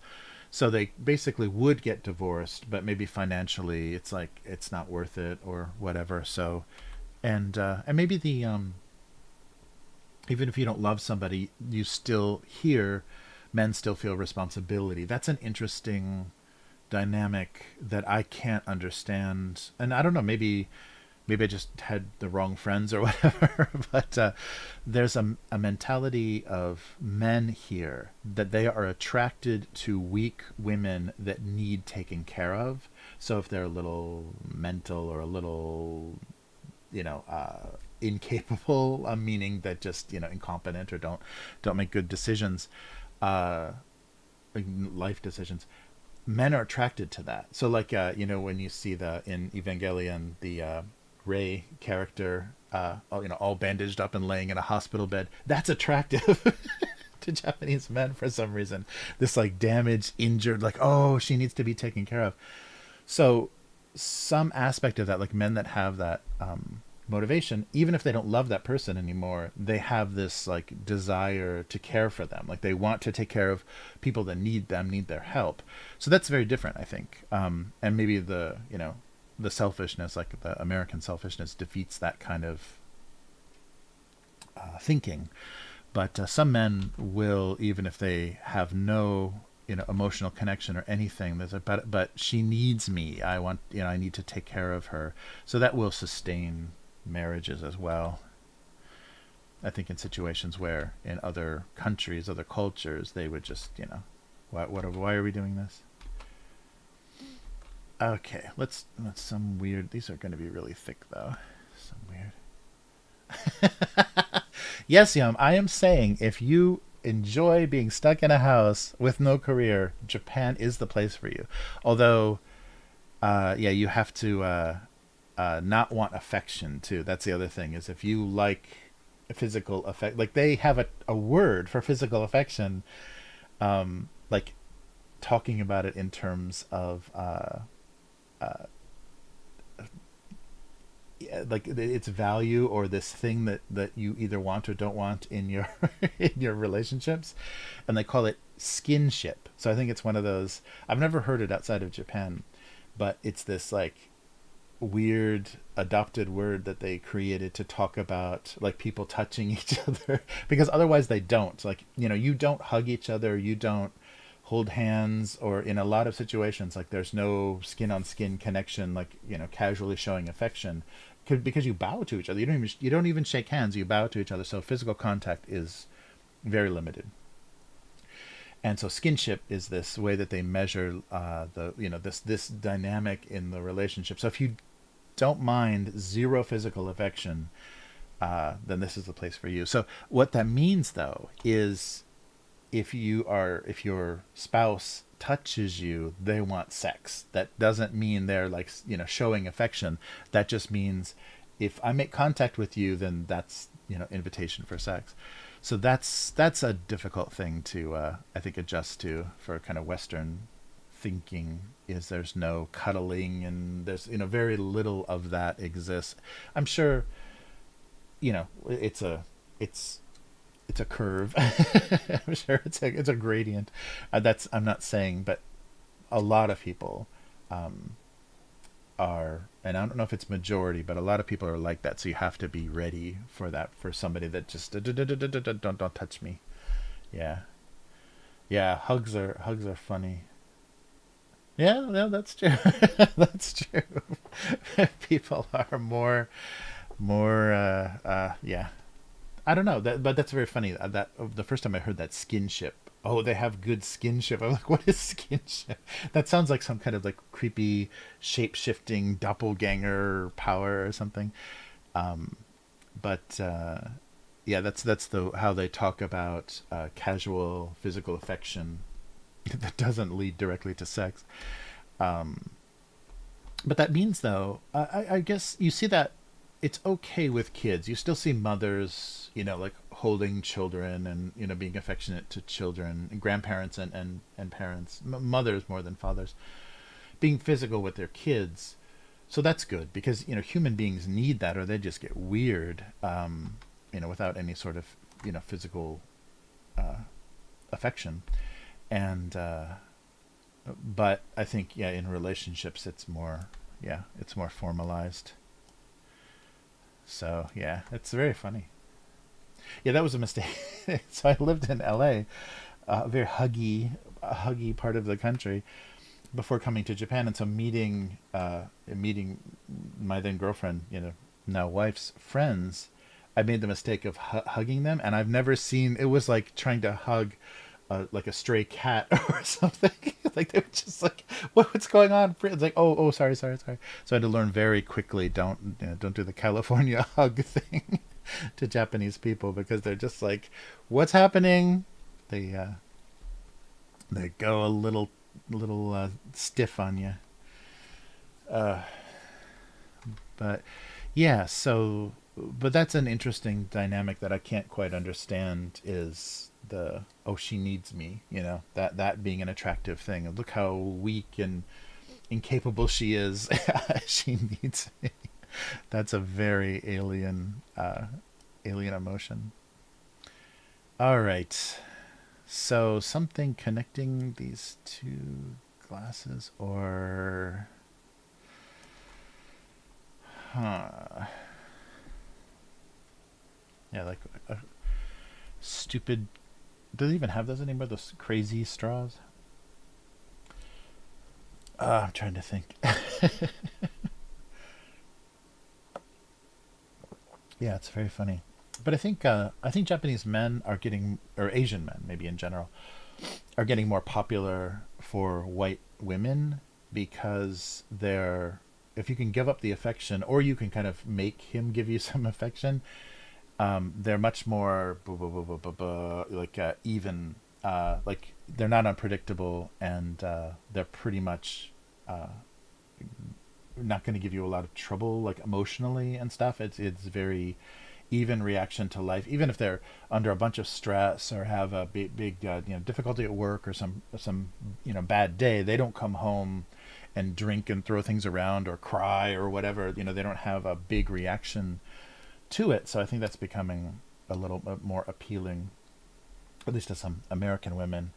So I've seen that couple because it used to only be white guy Asian wife, but more and more you're seeing white girl Asian husband, and I think because of they will take care of you, like they feel a duty to take care of you, and they're going to be really easy emotionally because they won't show you anything, so you don't have to deal with moody, manic depressive kind of American husband in a lot of cases. So that's appealing, I think. And maybe as a second marriage, it's very appealing. Uh, but yeah, so I think that's changing. But I do notice the little bit that I've seen of that here, and just the dynamics of them, like walking around, near the train station or whatever. Yeah, the wives are a little overbearing. They're a little bit they're a little bullying. They feel like it, and the guys tolerate that enough. So I don't know. I don't know what that's all about, but okay. So what's a thing to connect these glasses?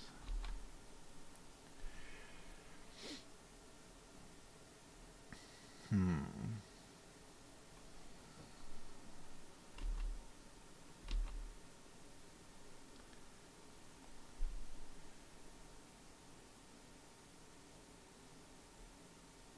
Huh. Yeah. So it's very very funny.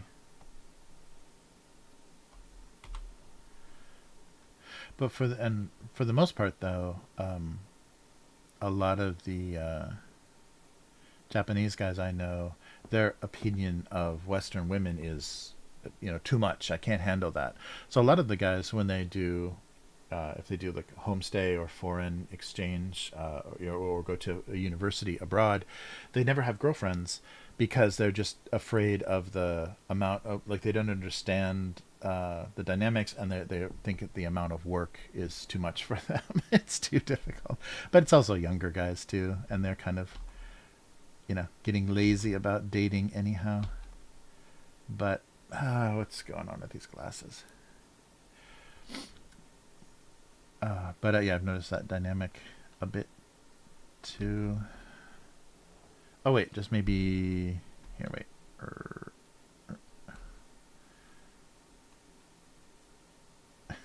This is just gonna look weird. Yeah, maybe not this.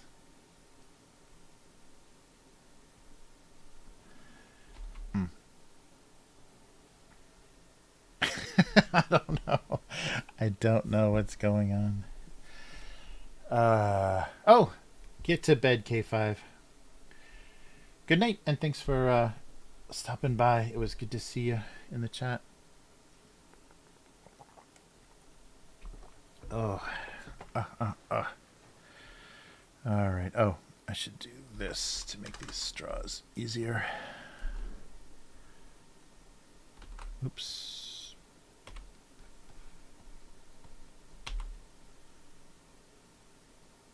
Okay. Oh, it's not above the glasses then, obviously. I don't know where anything is. Where is this? And this? Alright, that should help. Oh, that's right. I didn't have to move the straw. I could just move the glass. Yes, that's true.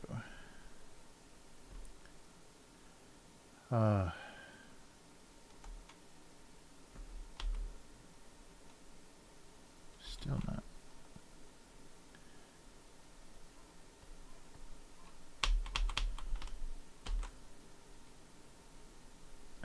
Where is this?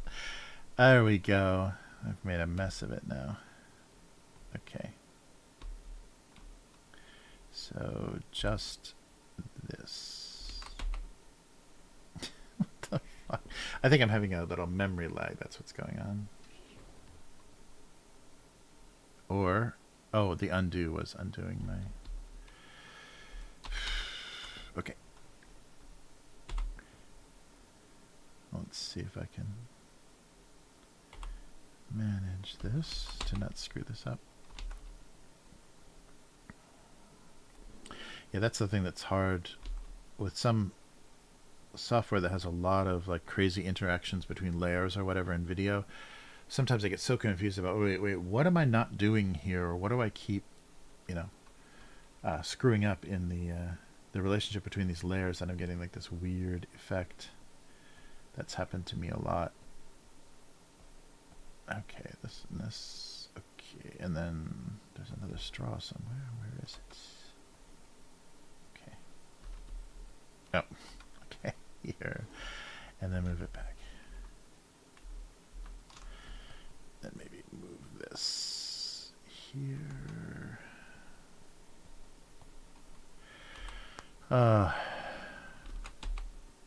Yeah, so sorry, the spring break schedule. I'm getting online a little bit later, so making it harder for US time to stick around US time. Especially if you're working the next day. It's, yeah, or early morning at least the next day. Okay, that is not where I wanted to draw that.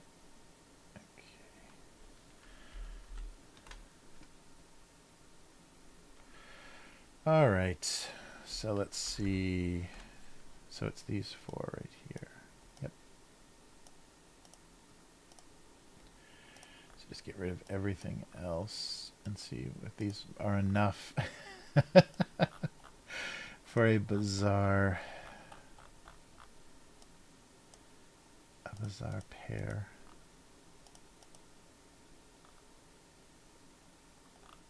Uh-oh. Cooking dinner time. Oh, nice. Well, perfect. You got this all figured out, unknown girl. That's great. You could have some cooking distraction. All right. Yeah. I think this is okay. Let's just scale this up. Actually, I should make this glass taller. Feels like it should be taller. Yeah, a little bit.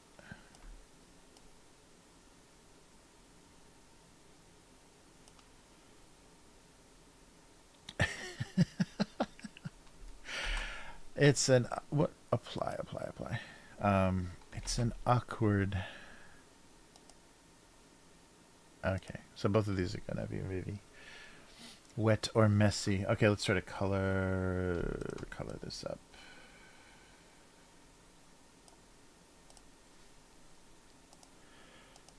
And see. Oh wait.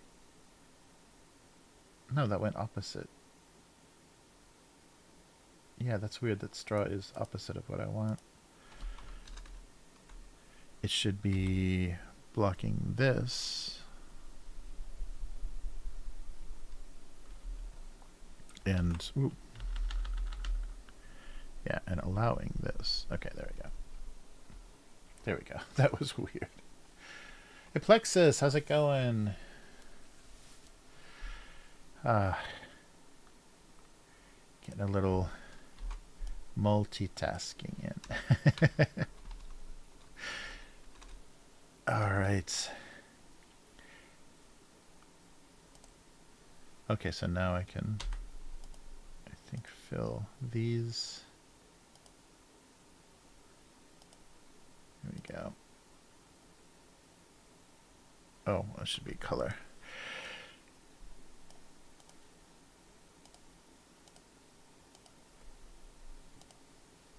Okay, and maybe different color on this just to... There are blue straws, right? I don't know what's going to be happening here. And I guess I'll put the liquid on a higher layer. Yeah, everything's all colored in. Oh. Oh, yeah, that's right. Plexus has the most excellent birthday this year.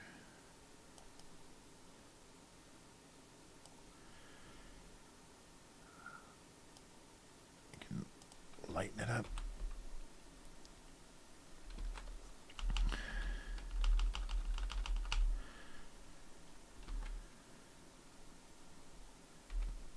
Okay, and then maybe a little more orange.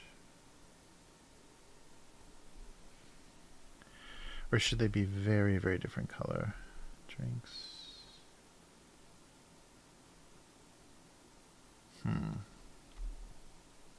Oh yeah. They should be blocking out the straw at least. Yeah, I think so.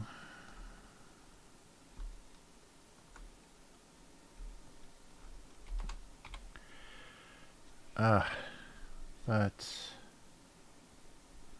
yeah, this is gonna be a little odd, isn't it? We'll see. Oh yeah, I wanna take that out. So any place where, oh, I guess I should make that more shallow. Where there'd be highlight, I'm gonna just take that out. Same with this, so it looks like it's breaking the surface more. Yeah.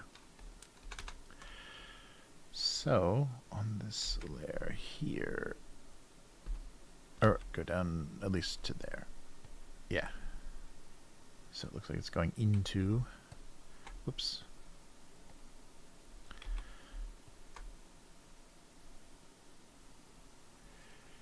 There we go.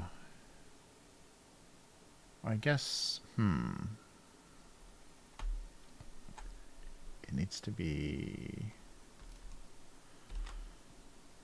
here as well. Yeah. And I'll make it a little transparent.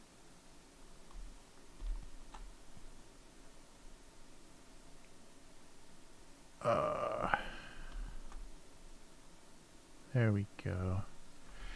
And then pull those back out. There we go. Now they look a little more liquid-y. Oh, that's right.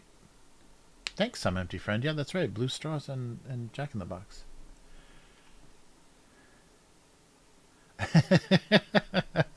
I need more active cursor play for all of the cat viewers.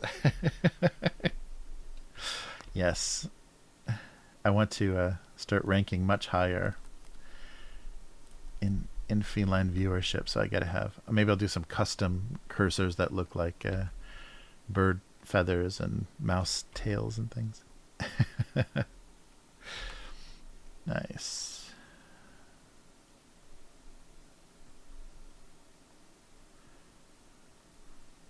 All right, and maybe inside of the glass.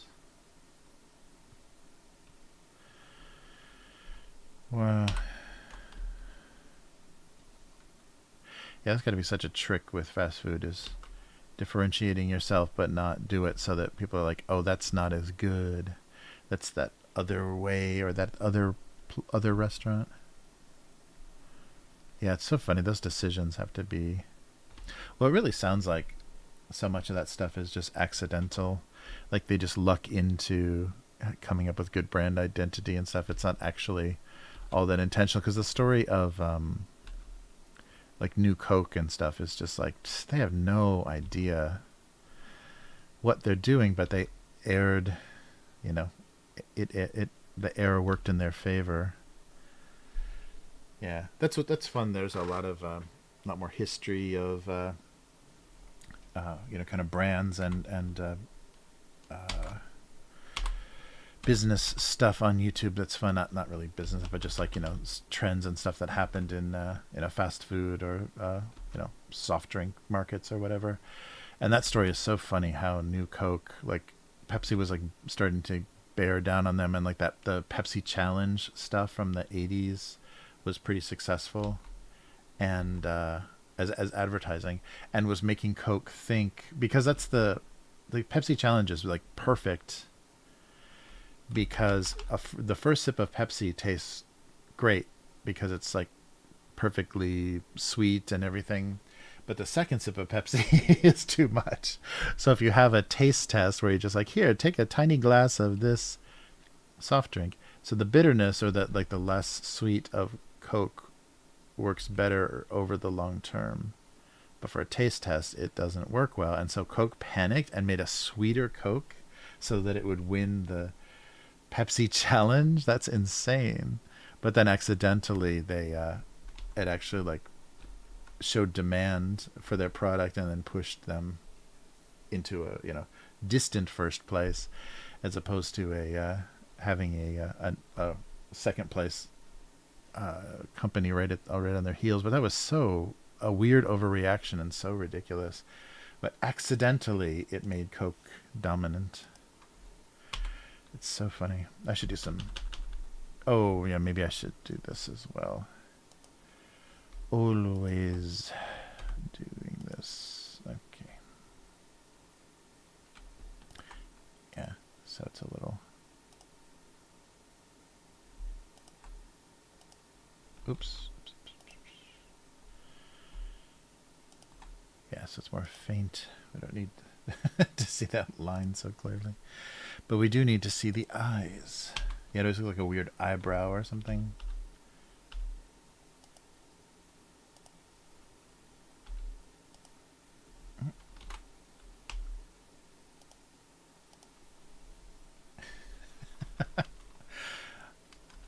Okay, yeah, so I won't... Maybe this is one of those ones that doesn't have a lot of explanation.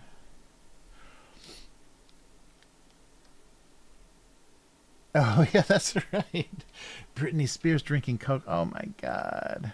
Yeah, that has to be so funny if you get paid millions of dollars by a brand. It's like, ugh, do I have to actually drink that stuff to be the face of? Yeah, that's funny. Yeah, that's right. Our sweet sugary soda is not sweet enough. Theirs is sweeter. Yeah, that's funny.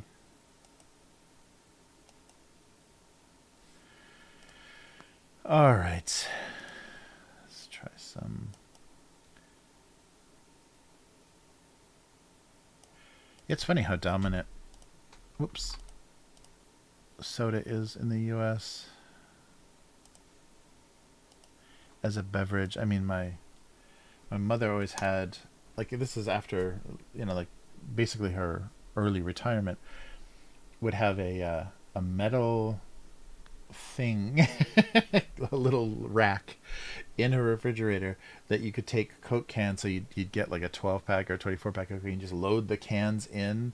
So it was like a U-shaped track. So you load them in, and then they sit in the little, like like almost a vending machine. Probably similar to the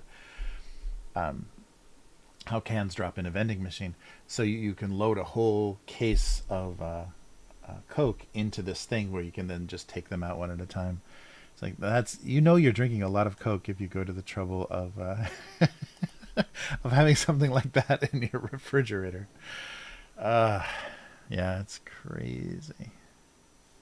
But that generation too, the baby boomer generation. I mean, soda fountains and stuff. That was all new and wonderful stuff. So it can't hurt us. How could it possibly hurt us?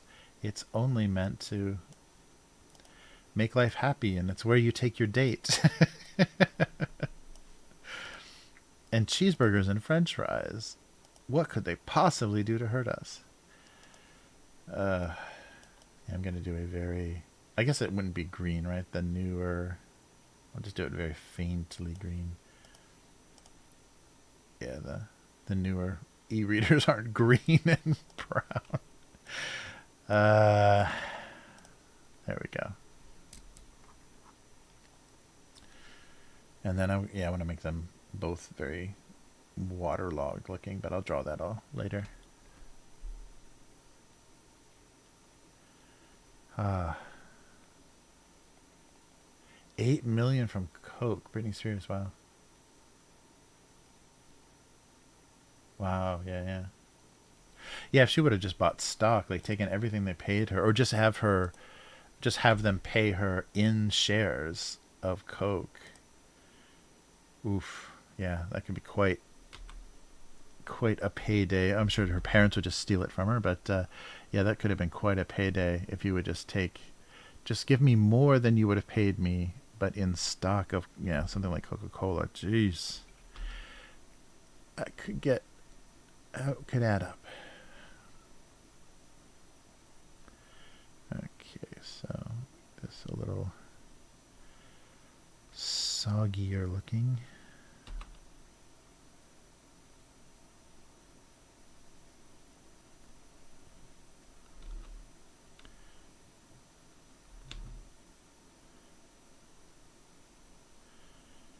Alright, move the edge here.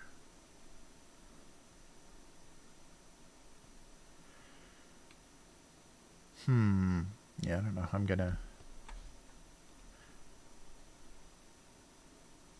Oh wait.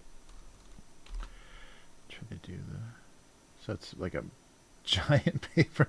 I guess I should have made the spine a little more narrow so it looked like it was curling in. Have to add something to it. I can make this work.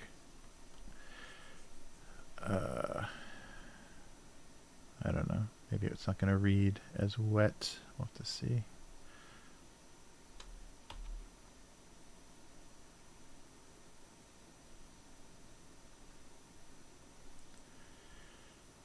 Alright. And then this layer. do kind of a maybe a little bluish, but mostly just, yeah, damp. Rising damp.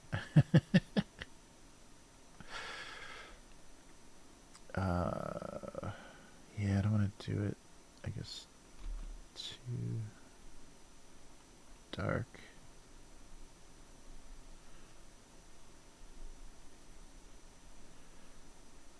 Yeah, this might have to be a... so it'll just be kind of pooling on that. And then, yeah, like this, maybe.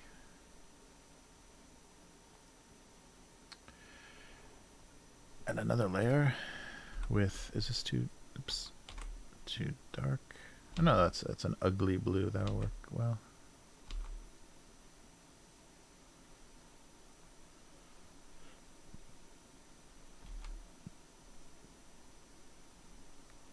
It could defeat both analog and digital. All right.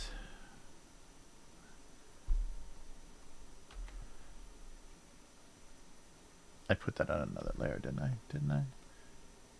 Yes. There we go. Wet books. Hey, Hazmat, nice. I saw your comment. I'm glad you could make it. Yeah, sorry things are a little later than usual, so maybe it's trickier. Good to see you. There we go.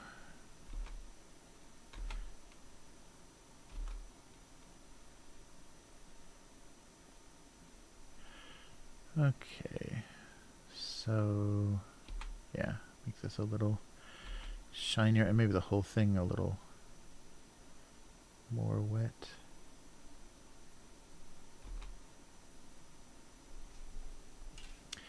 Maybe that cover the book.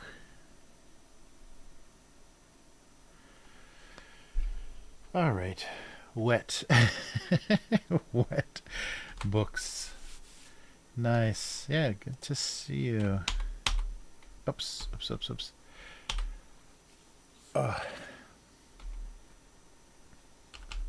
Yeah, Plexus was just here too. That's great.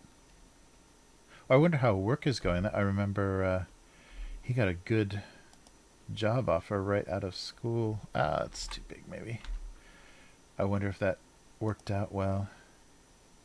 Yeah, that's happened. I've known a few people, like I've had this, like students, like English conversation students that had this like really, great trajectory, and they did really well in university, got really good placement at their dream company, but then the reality of the job is like, okay, yeah, there's a lot of stuff that I don't want to, or didn't know I was gonna have to deal with, or don't want to deal with in this position.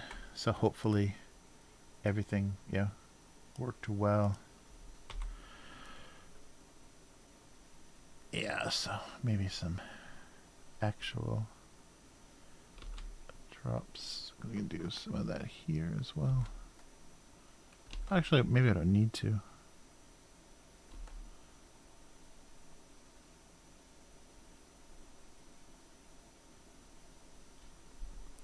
Little sweat, beads of sweat. Yeah, but I think a lot of that here has to do with the fact that, things have gotten so stagnant. Like you're very limited in how successful you're going to be within certain companies just because of the state of the Japanese economy. So it's not so amazing. Doesn't feel so amazing and limitless, maybe like it once did. And it's got to be so depressing too when they look at the compensation for CEOs in the U.S. and what their earning potential is compared to these like insane bonuses and things that get paid to valuable employees in the U.S., or just how they're able to siphon money out of the system there. hear a little bit. Yeah, it's very discouraging. I've mostly heard it from researchers that it's just so frustrating how limited their resources are in Japan, the size of the laboratories and everything compared to the funding that you get in the U.S. But maybe, the thing that you're sacrificing is the your relationship then with the companies like that, how they want to own what you're doing or whatever. Maybe that relationship is a little bit different. There we go, wet books. And this is a little huge. Wet drinks. Nice. Uh-oh. Yum's going to bed. Yum's Wi-Fi has given it up. Have a good night, Yum. Thanks for stopping by.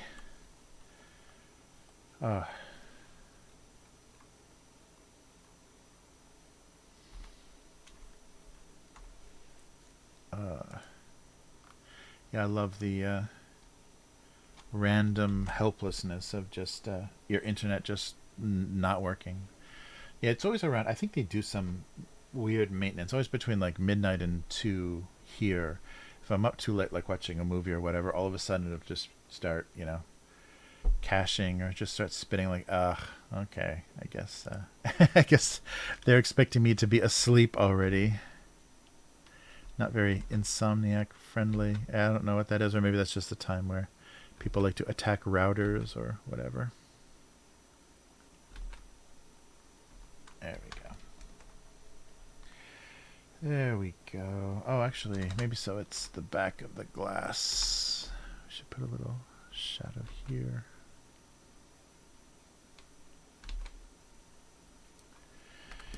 There we go. That's a little big. I don't even know what what's going on there. What a connection.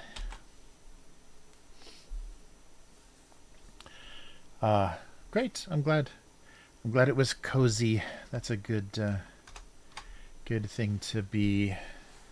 But now I'm gonna have to write these without Yum. I think I'm gonna be stuck. Yeah, K5 and Yum are gone. I'm gonna be in trouble.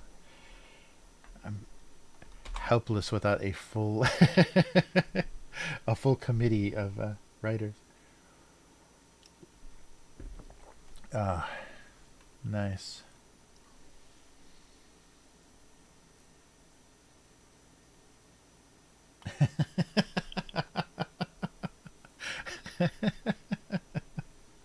Nice. Sitting on a phone book.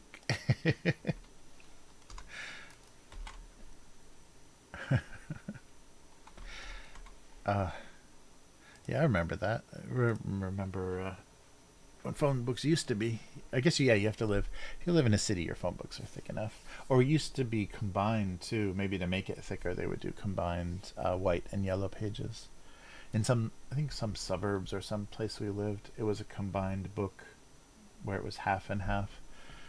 So that made it a lot thicker. But yeah, stacking books. I remember, sitting on books as a little kid.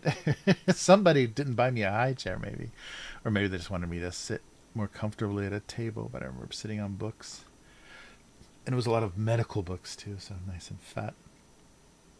All right, so let's do some comments. I think that's as colorful as they're going to get. Yeah, Yum's got a real good mind for for jokes and stuff. All right. So here we go. Did this go out? Let's reload and find out. Oh, it did. All right. So today's cartoon, I think it goes out around 4 p.m. Japan time. Is like midnight, and that's where when the emails get sent. So he was alone in his desire to keep coffee safe and warm. I guess that works. Yeah. But no comments about what the hell is going on with this yet. Oh wait, I forgot to. Oh no, I did. I just did another straw, didn't I? I did a weird straw in a bowl jug. Oh well. I'm in my straw phase. So for the 17th, it was noodles would be the death of this new soup straw trend. Not to mention veggies. Thank you, Ed. Or you could use a one long noodle as a soup straw. Nice.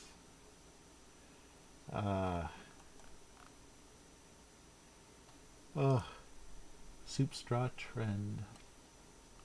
I think we saw, yeah, we saw this one already. Unnecessary stemware did not ease the guilt of finishing an entire box of donuts. Speak for yourself. I have no shame. Did add a touch of class to the meal. Nice. All right. Milk and donuts. And I think we saw this one too. Oh, yeah, yeah.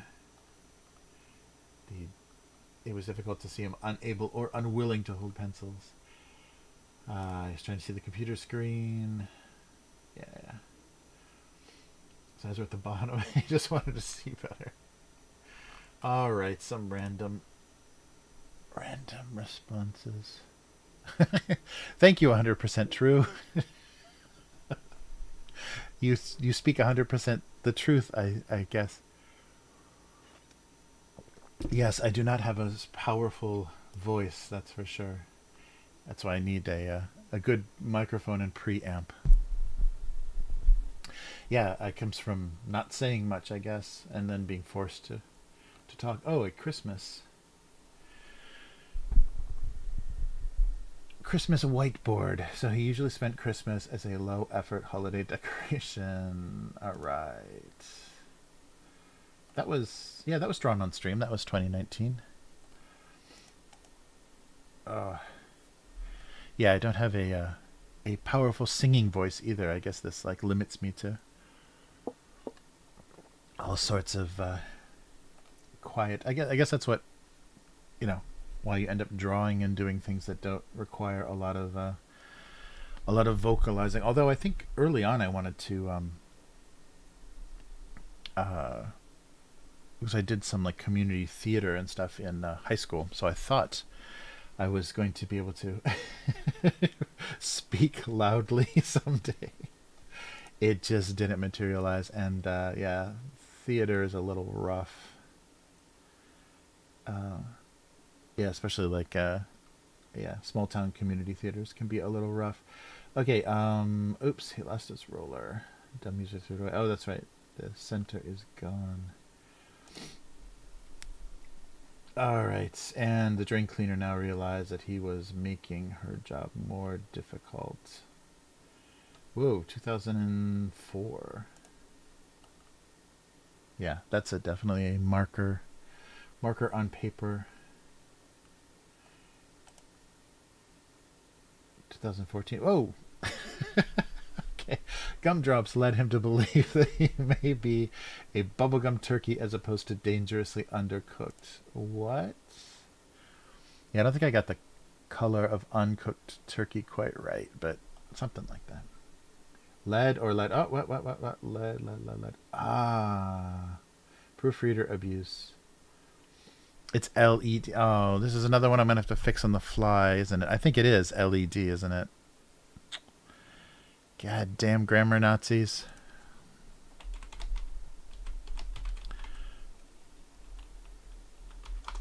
Let's see. So lead. Correct past participle is spelled lead. Yeah, right. If you aren't sure whether to use lead or lead, try reading it out loud. It is. Yeah. Okay, well, let's do one on the fly here. While we're looking at... See, random is going to help me eventually. So what is this? This is November 20th, 2014. So back through the ages. Oh, 2014 even has its own directory now. November. Sorry, guys. I don't mean to bring everything to a halt, but if I don't do it now, will I ever do it? 20th. Proofreader abuse. All right. Wow, I have the... There we go.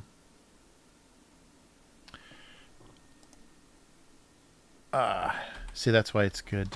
We need a grammar Nazi in the chat.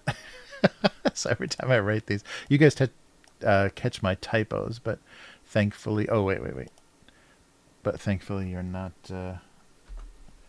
screeching about the grammar. This is a really weird, like, big, clumsy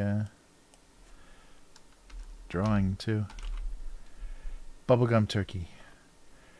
Let's see here. Oh, I'm still I don't want to make a PNG. I think it accepts PNGs, but for file size, it's probably better not to get into that habit. These are so small, I don't think it benefits me. All right, sorry, let me just upload this. So it must still be in this directory, right? We're going to see if it overwrites it. Yes. Bum, bum, bum. Another grammar mistake defeated. So I'll upload that when I put in this one. Hey, hey, ho. The reply is, lead sounds right to me. Present tense. Oh, lead. Oh, the gumdrops lead him. Oh, right. Yeah, it's lead or lead. But everything else is past, maybe, as opposed to... Oh, yeah. The gumdrops lead him to believe, if it is present tense, yeah, that he may be bubblegum turkey as opposed to dangerously undercooked. Uh-oh, now I have to decide if I want to... I had a defender in the comments. All right, and bread, we just saw this one. Random. Oh, there we go. The only thing their creative energies had produced was a purpley grayish brown glass of water. It's like mixing all the Easter egg dyes in one container. I used to love all those black eggs. Grayish brown purpley glass of water. All right, and yeah, we'll do one more. Lead is good. Yeah, I think I wanted it to be past tense, so I'll lead it up. Yeah, it's good. I can correct them and then make the comment from the grammar Nazi look strange. Or I can flag it for abusing the... Oh, I've already seen this one. Or maybe. Assuming they were sugar cubes was his first mistake. Wait, what? What are they? I don't think they make salt cubes. What was the... yeah, and the joke was just it could be rat poison or something. Butter's overconfidence and a lack of food shopping were responsible for a very confusing lunch. Butter for lunch. Yikes! Wow, it got some likes. All right, one more. Oh, there we go. There's an oldie. 2006. Once the conditioner opened up, there was no comfortable way to end it. Leaky conditioner. Yeah, I think I can flag comments that will... I forget. In the old version, let's try it. Let me see if there's another one with a comment. No. Now this is going to be the challenge, is randomly find... There's a comment. Oh, yeah, I can flag a comment, and I think they look at it, and they used to take a lot of stuff down. Especially when it was people saying, I hate this sucks, because they wanted a nicer kind of tone in their comments before they started to do the kind of memberships and stuff, the subscription.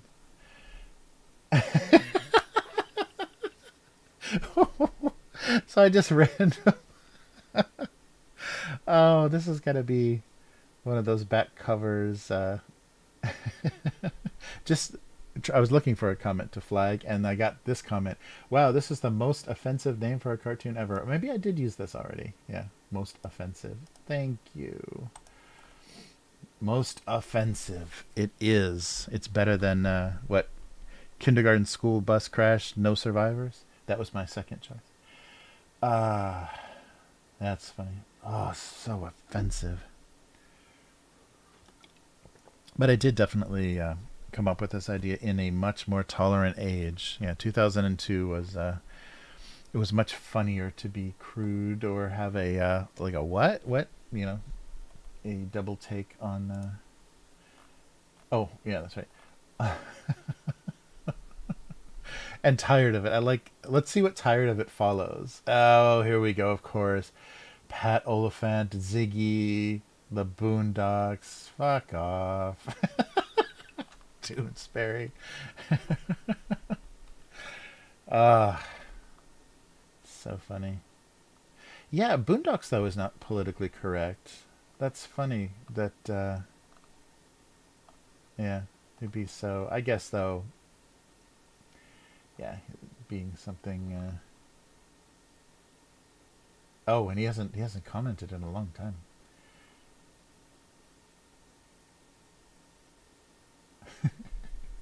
Wow. While I am appalled by the theft of these images, there's a huge difference between the thieves stealing. I wish we knew what this comment was for. Wow, this guy, yeah, really, really harassed poor Stuart Carlson. Yeah, yeah. Anybody that's like reads too many political cartoons. I mean, ugh. So what year is this? 2014. Our move to Canada has nothing to do with dodging taxes. Oof. Yeah, I'm glad I didn't go into political cartooning.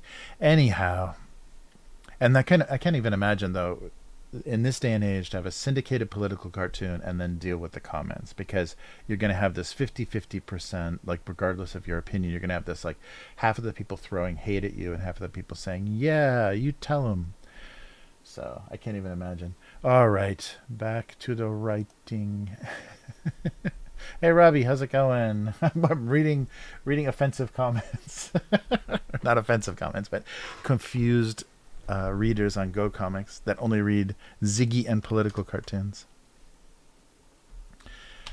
But yeah, there's a whole. I think I saved some of them. The rear cover where I put the quotes, like review quotes on the back, were all of those like negative comments. And some people tried to be funny, like really clumsily tried to be funny,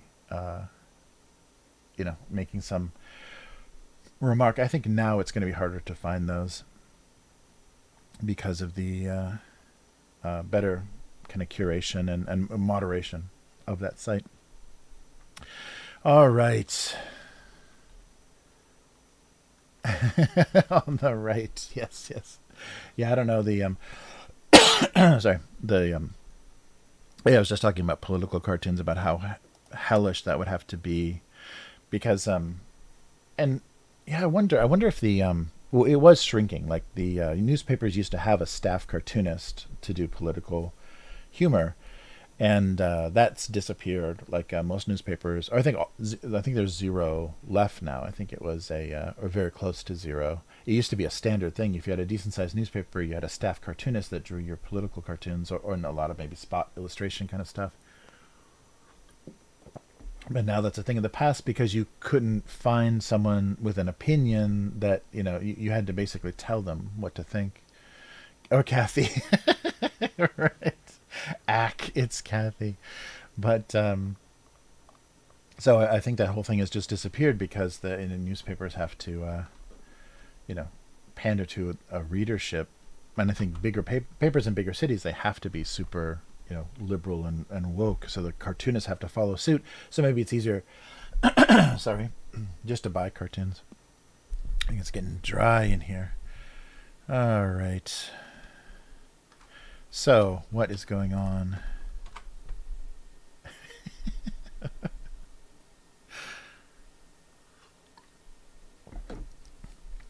So, their accidental connection. Yeah, I have no idea what would explain. That's right, Calvin. That's right. That's what we need, is that Calvin pissing image now, but he's pissing on the Russian invading army. Oh man. All right, but We don't have to worry about the Russian supersonic missiles that can carry nuclear warheads. No problem. I mean, we won't be able to detect them, so we'll be dead before we even know that they hit. You know, so it's like getting shot in the back of the head. You don't even see it coming. All right. Let's see. Yeah. So I think it's like an accidental. Yeah. They thought they would never,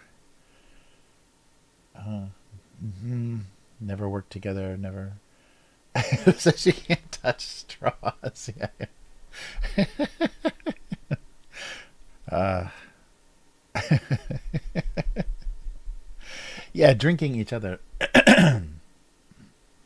Yeah. Something about that with their first attempt to. Yeah. Yeah. Yeah, it's just an awkward image. I don't think it's got a great narrative. Let's try. There we go. All right. Yeah, something about a, a closed system. Uh, let's see.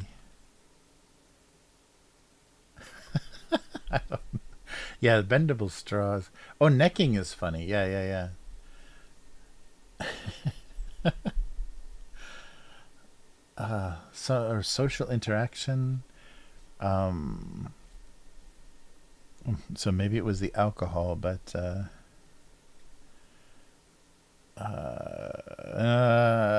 yeah. I don't know. I don't want to make any docking references or whatever.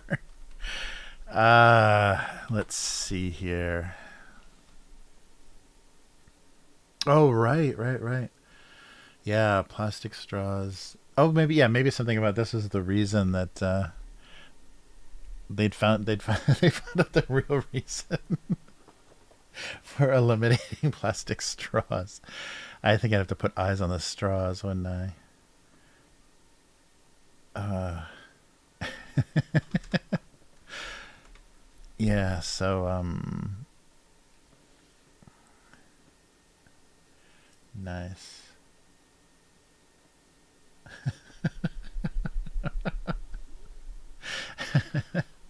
Florida straw. Oh man, let me see if I can fit eyes on these tiny little straws.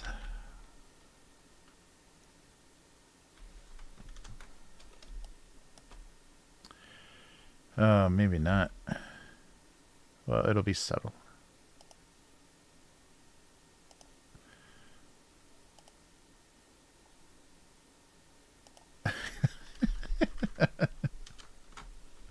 The real reason for the elimination of plastic straws. Yes, it doesn't look very possible. Yeah, they just kind of accidentally fallen together. Um,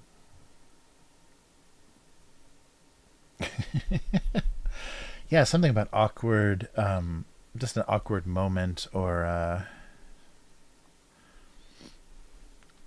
oh yeah, that's actually this this location for the eyes isn't great because it's screwing up the come on, it's screwing up that. Oh, where is it? Here, there, here, right? Yeah, yeah. It screws up that line from the edge of the glass. That's better. Um, an awkward moment.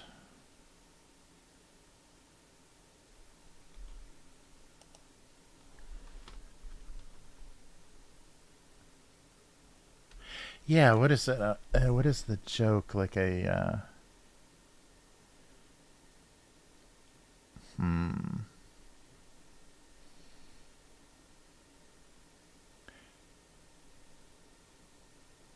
Uh, yeah, it's not.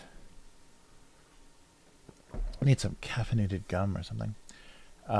Yes, I wonder if I want to do something actually moving between the straws. An awkward.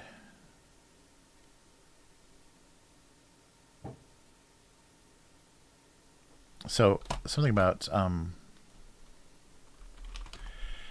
this awkward moment was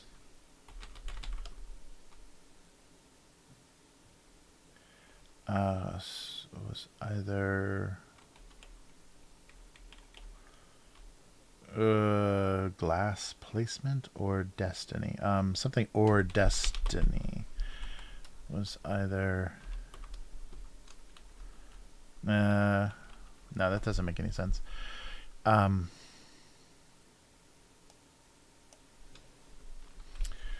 Let's see.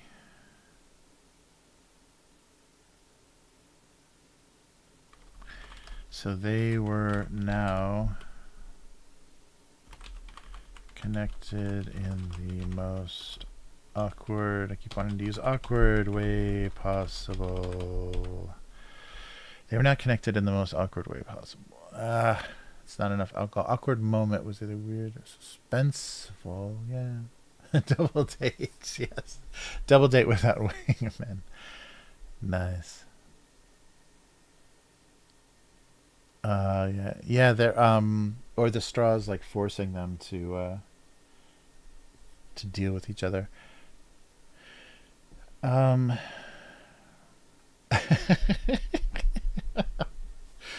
uh yeah, let's see. These Romeo and Juliet moments. These they were now connected in the most awkward way possible.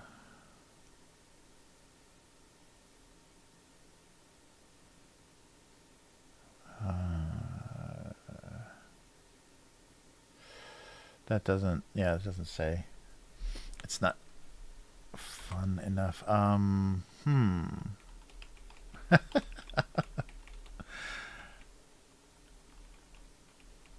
It's the most awkward, right? Yeah. Or how long? Yeah, something about how long this was gonna last, or how it got this way, or how yeah, felt connected or not. Yeah, forcing. Yeah, the straws were kind of forcing them to associate. Uh,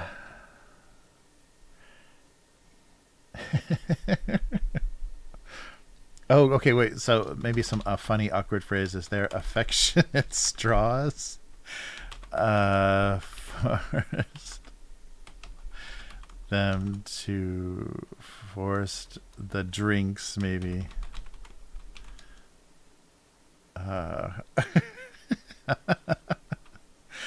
To tolerate each other. I don't know, something better than that. I like affectionate. Oh, I didn't even write straws. Jesus, straws. Okay, they're affectionate, and I didn't even spell affectionate right. Affectionate.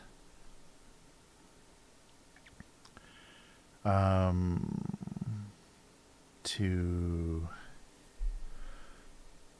luscious, yes, yeah, forcing them. Oh, and maybe an awkward. Oh, I keep on. It says there's awkward again. Force the drinks to be awkwardly close. Yeah, it's kind of like those conjoined twins when one's dating, the other's just there. Force the drinks into an uncomfortable closeness. Boom. How many extra punctuations?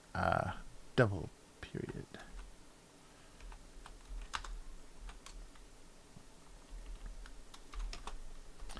The affectionate straws forced the drinks into worst. Yeah, affectionate straws forced the drinks into an uncomfortable closeness. That's better. And let's see. The drinks are introduced. Straws. Yeah, like depth perception is good. How close they'd become. An uncomfortable closeness. An awkward proximity. Oh. Okay. Just so I was forced the drinks into an uncomfortable closeness.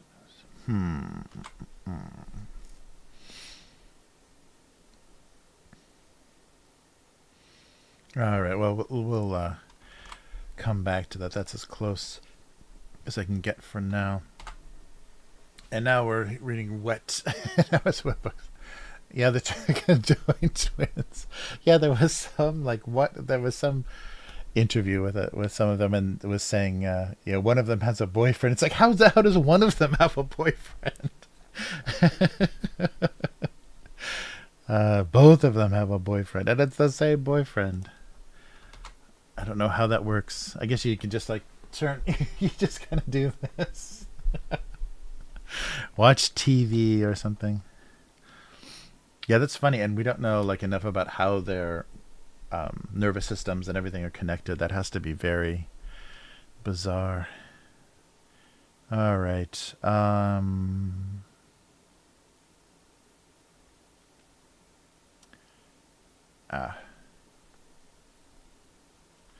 So both, although there are, I guess I am inaccurate, because I think there's a new. It's pretty. I think the more expensive Kindles now are waterproof, so you can read in the bath. Both electronic, or maybe it should be a joke about being waterproof. Yeah, because I didn't do anything that actually shows that the e-reader isn't smoking or anything. So maybe it should be a waterproof joke, because they are waterproof now, some of them.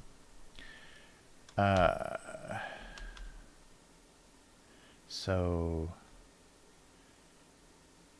printed books. So trying to be waterproof, soggy bottom. It does look like a Palm Pilot, doesn't it? It doesn't look like a Kindle in any way. Or it looks like an old Apple Newton or something. It doesn't look modern at all. Maybe so. If I emphasize old, so old books and e-readers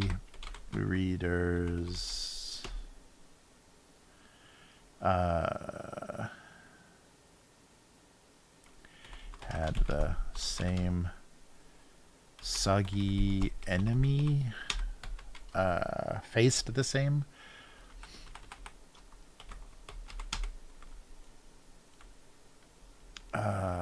Soggy's a funny word.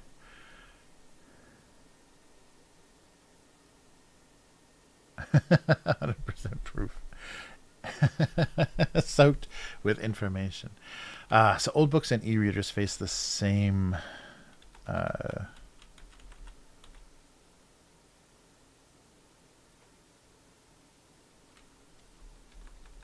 makes it seem like new books are waterproof. Soggy enemies. Soggy, not soggy.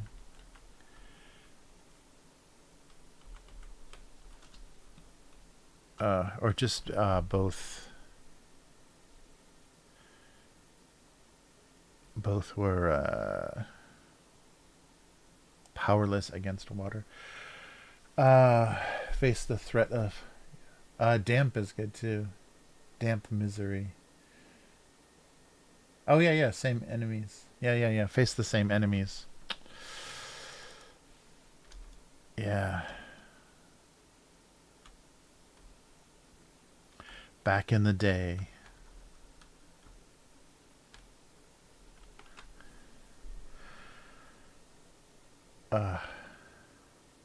Yeah, I don't think it would smoke, but I probably should make it smoking or something to show that it is dead. Um,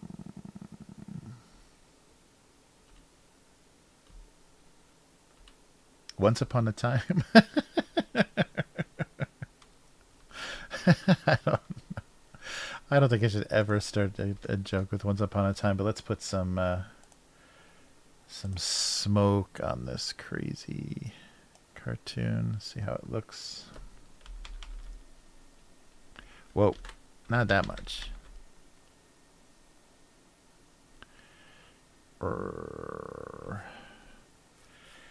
And maybe some like little, oh, shorting out sparks or something. Let's try that, see if that helps.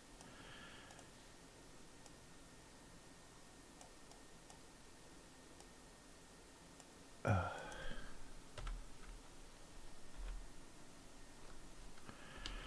so bzzzt. Actually, this looks like the angry, the angry vein popping on manga. Maybe that's not gonna work. I should do a little, like just a little sparky asterisk thing.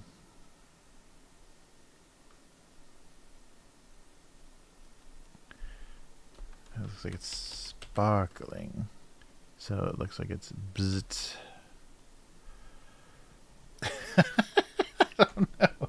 Sure, that works. Oh, nice. Yeah, smoking joke. Yeah, used to have the same enemies. Used to fight the same. It's that dark and stormy night. Yeah. That's good, unknown girl. Yeah, considered smarter. I thought you quit smoking.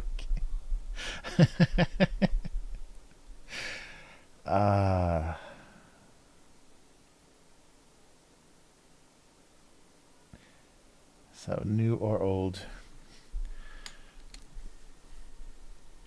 The, what is it? The great leveler? What do they call that? That expression, the great, I think leveler. That doesn't sound very funny though. Leveler. Is that the expression? Violence in the history of inequity in the Stone Age of the 20th to the 20th century. Yeah, the great leveler. Huh. Oh, death is the great leveler. Okay. Yeah, I just wish leveler's hard to say. I just wish it sounded funnier.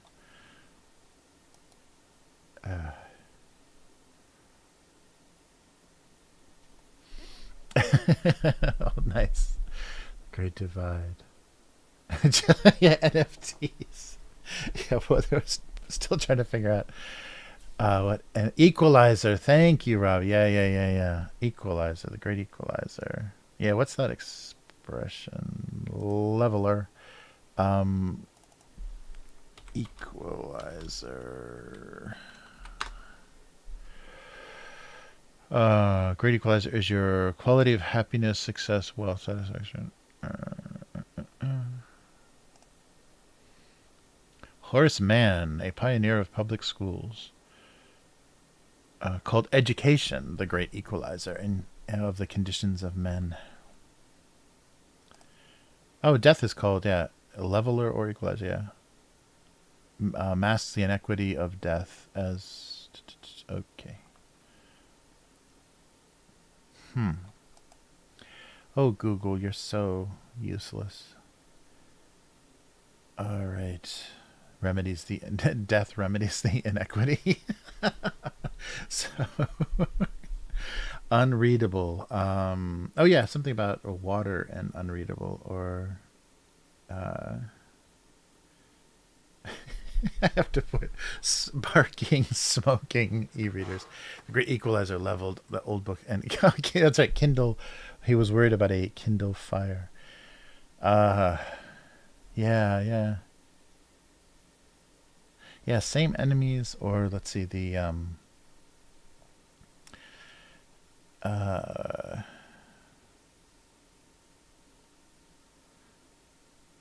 unreadable.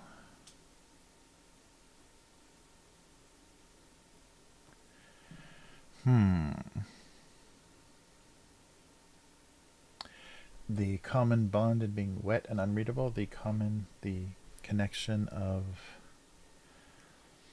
They finally. Oh, 6:30. Wait, sorry, I gotta double check what's going on here. I'm the chauffeur. Oh, nothing yet. Oh, good, still. Yeah.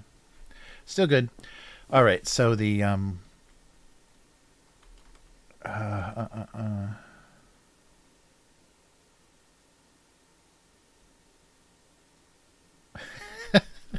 like they dared each other to get wet.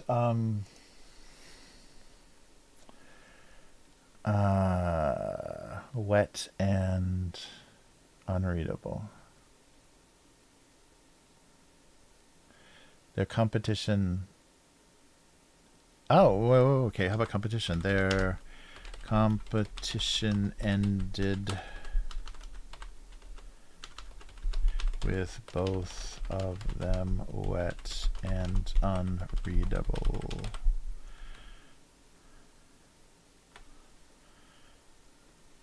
Someone's going to mention they have a waterproof Kindle, I know, in the comments.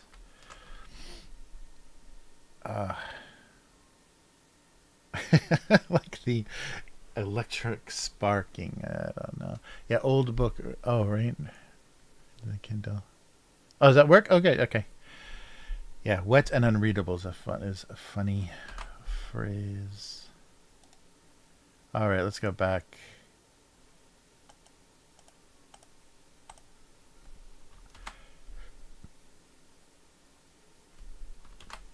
So, competing formats. Oh, that's right. This weird straw thing.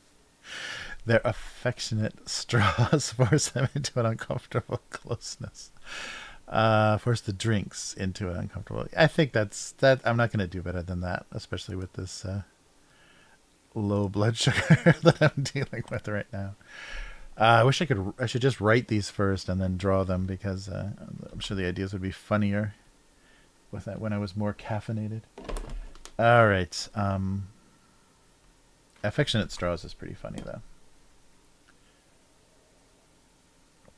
I like that phrase. Okay, I think I just did this, right? Oh, it doesn't mind any of that spelling. All right, uncomfortable closeness, and we'll see what how that's interpreted. All right, so let's save these guys real quick.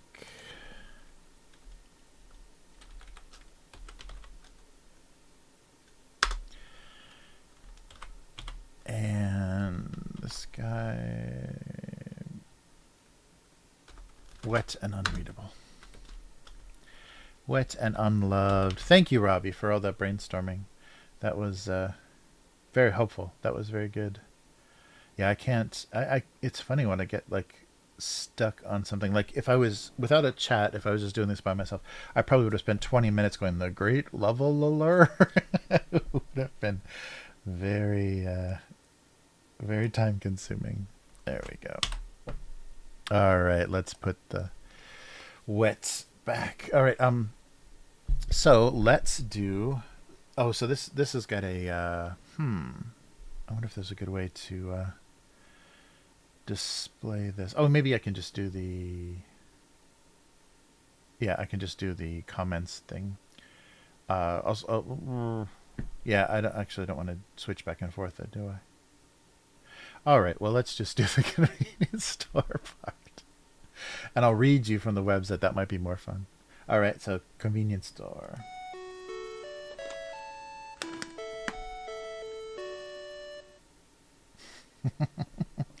All right. Well, I've threatened to show you guys these, and I couldn't resist after viewing their website. So there is a yakiniku restaurant. So the Korean barbecue, which has kind of been Japanified. So it's more expensive restaurant where you have to cook your own meat.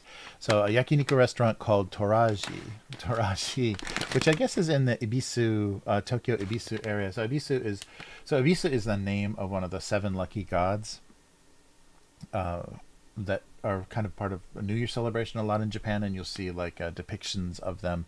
And Ibisu is the like god of like more food bounty. Like they're all gods of wealth, but they're holding different things. And Ibisu is holding a fish, and so it's dressed like a fisherman and holding fish or sometimes grains, like a bag of grains. So a lot of restaurants use the name Ibisu or whatever for, like, it sounds like a lucky, luxurious fish restaurant. But and so there's a part of Tokyo called Ibisu, a station or area name.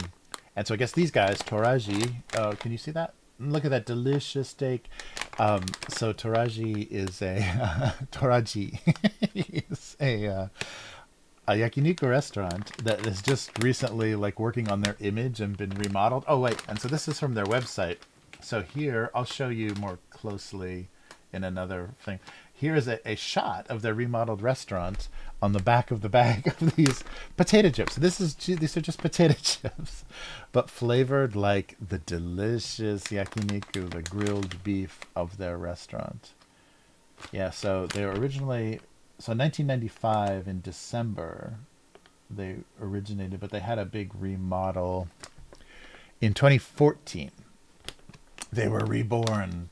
And the funny thing that they say all over the website is a restaurant for adults to meet adults, and it makes it sound like this really weird swingers club or something when it's just a yakiniku restaurant. So anyhow, let's see what the delicious flavor of their yakiniku chips. And why would they spend so much? This had to be quite an expensive deal to brand and flavor some chips. Because who is this? Yeah, I don't know who their partner is on these chips, but Sanshin is the company, but they branded these chips after their restaurant. I guess though you do see that, like people doing that as promotion, because the great leveler, convenience stores can be kind of the great leveler, because everybody of every kind of economic, if you want to buy cigarettes or whatever, there's very few cigarette machines anymore. So you do, oh, these smell great. Oh, these smell really good. It's funny though, there's no depiction of the actual chip on the front. It's just a piece of yakiniku on a bowl of rice. But here's the chips. They're really thick. They're kind of like kettle chips, but they smell so good. So maybe like the yakiniku sauce, and each shop kind of makes their own sauce, has their own recipe for a sauce, and usually it's a very savory sauce, maybe a little sesame flavor or something to accent the beef really well. But this smells amazing. There's a little sesame oil in this. Whoa. Hey, Joe, how's it going? You came just in time for some delicious yakiniku chips. So let's give these a shot. They smell amazing. Yeah, they're really thick, kind of kettle chips. Wow. Sweet. Yeah. Oh yeah. It definitely is like their sauce. They taste like they're just basted in the sauce. So there's not any like fake meat flavoring. There's no like beef broth or powder. In the same way that they that kind of sticky, shiny way that they coat the rice crackers here, like the osenbei. It looks like they did the same thing with a potato chip, but a very thick cut potato chip. But it tastes like yakiniku sauce. Yeah, it's not bad at all. And it's not overpowering, so you can definitely eat a bunch of these. It's pretty light flavor. Yeah, that's good. Yeah, now I want to have yakiniku for dinner. Yeah. If you were craving this, and just like in the US, and I'm sure in a lot of other countries, they always vent the grill for steak restaurants and everything right into parking lots and shopping areas and stuff. So in Japan, or in Osaka, the Korean area on the loop line is Tsuruhashi, and Tsuruhashi has so many yakiniku shops that are venting right onto the platforms. Their grills are vented right onto the platforms. So if you're, it's got to be such torture going home, and knowing especially if you're going to go home to like a cheap piece of grilled fish or some kind of cold dinner. That smell of grilled meat hitting you when you're waiting on that station, like after work, hungry and trying to go home. Very often, I think people probably just exit that station and try to get something to eat because it smells amazing. If you're into that sort of thing, I'm sure a vegan would have a different reaction. And these are pretty good. I like that they're really thick chips, so they're not just like the kind of thin standard like Lay's potato chip. They're really thick and they hold a lot more of the sauce on them. But it is, I don't know if you can see kind of that glossy, it's kind of that glossy coating, like when they baste things with the sweet soy sauce. So it's nice. It's that very standard yakiniku flavored sauce that's a little bit sweet and very savory. And I think a little bit of sesame oil in there too. Yeah, it's not bad. But this is so strange that they would do this whole brand just to promote a restaurant. And yeah, I'll show you later the remake of the restaurant and just the whole angle that they're promoting. They're promoting everything with. It's very weird. Like to use the word adult so many times in the promotion of a grilled, a grilled steak restaurant is pretty funny. Oh, yeah, we might have had a earthquake. I didn't feel anything too strong. It may have been on the other side of the big island or in the ocean, like closer to other parts of Japan. Yeah, I don't think we had a big one that we felt terribly. But here's another part that some unknown girl's going to have to cut out of this because now I'm doing something completely unrelated to snacks. Yeah, there was one. Oh, on the 20th. Yeah. Oh, Fukushima. Oh, yeah, great. That's just where we need. Yeah, 4.3 near Fukushima. That must be scary. So it's on the Tokyo side. So I'm on Osaka side, and that was on Tokyo side. But that has to be scary near the the nuclear power plant and stuff that's still doing whatever it's doing, melting into the center of the earth. Yeah. It was off the coast, and if it's off the coast on the other side of the island, we usually don't feel it, unless it's unless it's really huge. Meat chips. But yeah, these are great. I like the flavors. So I mean, this would definitely, if you'd never heard of this place, this would definitely make you look up this shop because so I guess that's it's even better than a bunch of like TV advertisements or posters on a train. Getting to taste their shop's special seasoning for the steak would be very good. Wow. So success and thumbs up for Toraji potato chips based on their Japanese potato chip based on their based on their restaurant. Yeah. That's true. I guess there are like a ramen shop or a yakiniku shop or some place, or like maybe even okonomiyaki or some specific place that had a little bit of a different flavor. If they could somehow recreate that for a snack, I guess it is a really good promotion because if you said, "Oh, this is so delicious, I want to see what the real thing is like," this would do it. So yeah, let me switch you guys over to the. I guess I'll go back over to the comments, but let's look at this website real quick. It's pretty funny. Yeah, show and tell is not going to work. Let's try the comments. See how weird this gets.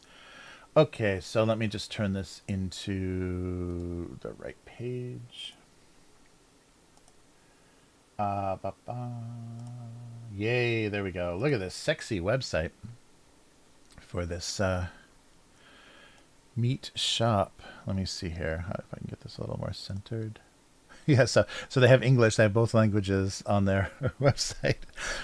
So I love this. So Yakiniku Taraji. So yeah, Ebisu Anten, the place where adults come together and their paths they cross. Okay, you can go a little crazy with the pronouns. Sometimes you don't need that many. Yeah, isn't it gorgeous looking though? Um, in 2014, Taraji Ebisoan was born as a hangout for adults. This is such a strange translation. After remodeling the former restaurant, natural wood and soft lighting executed in the interior creates the atmosphere that makes you being always about to come together with your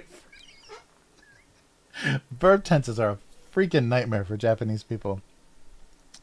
So it makes you being always about to come together with your friends and also helps you become closer to other people. Visit us alone? Take it easy. Sorry. Our friendly staff take care of you with warm hospitality. Enjoy our carefully selected grill meat in a superb modern atmosphere. Now, come on. If you try one of these chips and you read that, you're going to go here. Okay, so let's see if I can get a bigger... Oh, they won't let me that. They're going to be embedded. Let me see if I can center this more. No. I don't understand how this window capture works. It's very confusing. Okay, so we're going to have incredibly off-center photos, but look at that. Let's do some more interior shots here. Look at that. Natural woods. There's a lot of... So this is kind of what I'm talking about. I'm sure they have tables, but like the place that we went to was very much like this. So there's maybe like 10 or 12 seats total, like, around the bar. And so some shops, that's all it is. It's just a little tiny shop. So you just have, a little counter area. And this is yakiniku though. So they're bringing you stuff probably from, it's not quite a bar. But you're forced to eat food with people. And if you notice, you see the little, this, it's like a hood for your stove. It's a vent, like a fan powered vent. So each of them, they have like a high powered fan that kind of sucks the smoke. Otherwise, the restaurant would just be completely engulfed in smoke because the fat burns very easily on the yakiniku. So the the little grill is put under each one of these little vents, so you can sit in kind of pairs and then take turns, like kind of playing with the playing with the yakiniku. Yeah, it's together because you will be drawn together to be close to friends and making... Oh, yeah. You always come together. But there we go. And so they still have like a single... Like above each table is a single vent that will get all the smoke out of the restaurant and put it out on the street and make everybody want to eat yakiniku. But yeah, that is pretty small. So I guess counter is probably for individual people. But yeah, that would suck to be shoulder to shoulder with someone trying to cook meat. But the staff will treat you so well. Yeah, so a very standard looking... I mean, it's nice, it's a nice remodel, but the layout and everything is a very standard looking Japanese restaurant. And there's the map. It's a 3-minute walk from Misa Station. Let's see. Oh, there we go. But look at that menu. Yeah, and there's even, if you go really low scale, low level, you can go to yakiniku restaurants that are mostly made, I think, for like university students, that are basically a buffet of raw meats, like buffet style. There's just like a whole refrigerated table of just meat laid out, and you just go and like throw it onto a plate, and then you go over to your table where there's a grill and you just grill up, and it's usually very cheap, low quality meat, but it's usually an all you can eat kind of single price, like buffet style. But check it out. Yeah, so, and because it's Korean inspired, there's a lot, usually the yakiniku places have a lot of kimchi, so a lot of good Korean soups and kimchi along with it. But yeah, look at all of the premium cuts. Nice. Yeah, so it's just funny. So this one little single shop has bags of potato chips with their branding all over the country now. That's really funny. So this was 7-Eleven, so maybe they made the deal, distribution deal through 7-Eleven. But I guess I can't... That strategy is not bad, because now I know the name of that place and I know how their sauce tastes. Presumably I know how their sauce tastes. So it would I would try it if I was in Tokyo and walking around Ibisu. I would remember the name and be like, "Oh, that's the potato chip place." And I know that I am adult and I what do I want to do? I am made to come together always always about coming together with my friends. I would always want to be coming together about with my friends. Yeah, so I think a lot of when they're writing English, I think a lot of Japanese shops will just machine translate English and then say, "Does this sound okay? Does this sound okay?" And if it seems like a one-to-one translation of Japanese, even if the word choice and the word order is a little strange, they'll leave it. They won't actually have a native speaker or someone more fluent check their English. But if you're ever in Ibisu, which is a really nice area, it's a great area to just like wander around and just try to luck into places because everything is pretty high, decent level, and a lot of little like uh, hidden treasures, a lot of places to discover. But come there with all of your friends, and you will want to be together with your friends. Okay, but even if you come alone, you will be taken care of by their attentive, helpful staff with warm hospitality. Mm. Yeah, so interesting. I mean, I guess, yeah, maybe it isn't that expensive. I mean, compared to like covering, the subway with posters or whatever. I wonder if making potato chips, I wonder if it's actually not that much more, and that's much more effective. Like now, as far as advertising, this place is like always going to be in my head because their chips were yummy. Wow. Uh-oh. Is there a war going on? Oh, mac and cheese with ketchup. All right. Yeah, I've seen that done. I have never done that before. I had friends that loved to put black pepper on popcorn. Like they would literally bring like that black pepper into the movie theater or anytime you made a bowl of popcorn to eat while you're watching television or whatever. Black pepper. Black pepper on popcorn. I guess if it was buttery, that might be okay. But just like if it was just popcorn, only the flavor of popcorn with black pepper, that seems pretty overpowering. Oh yeah, yeah. You are right, Joe. I bet their address is on the back of the bag. Yeah. What the manufacturing is. There's a link to the website.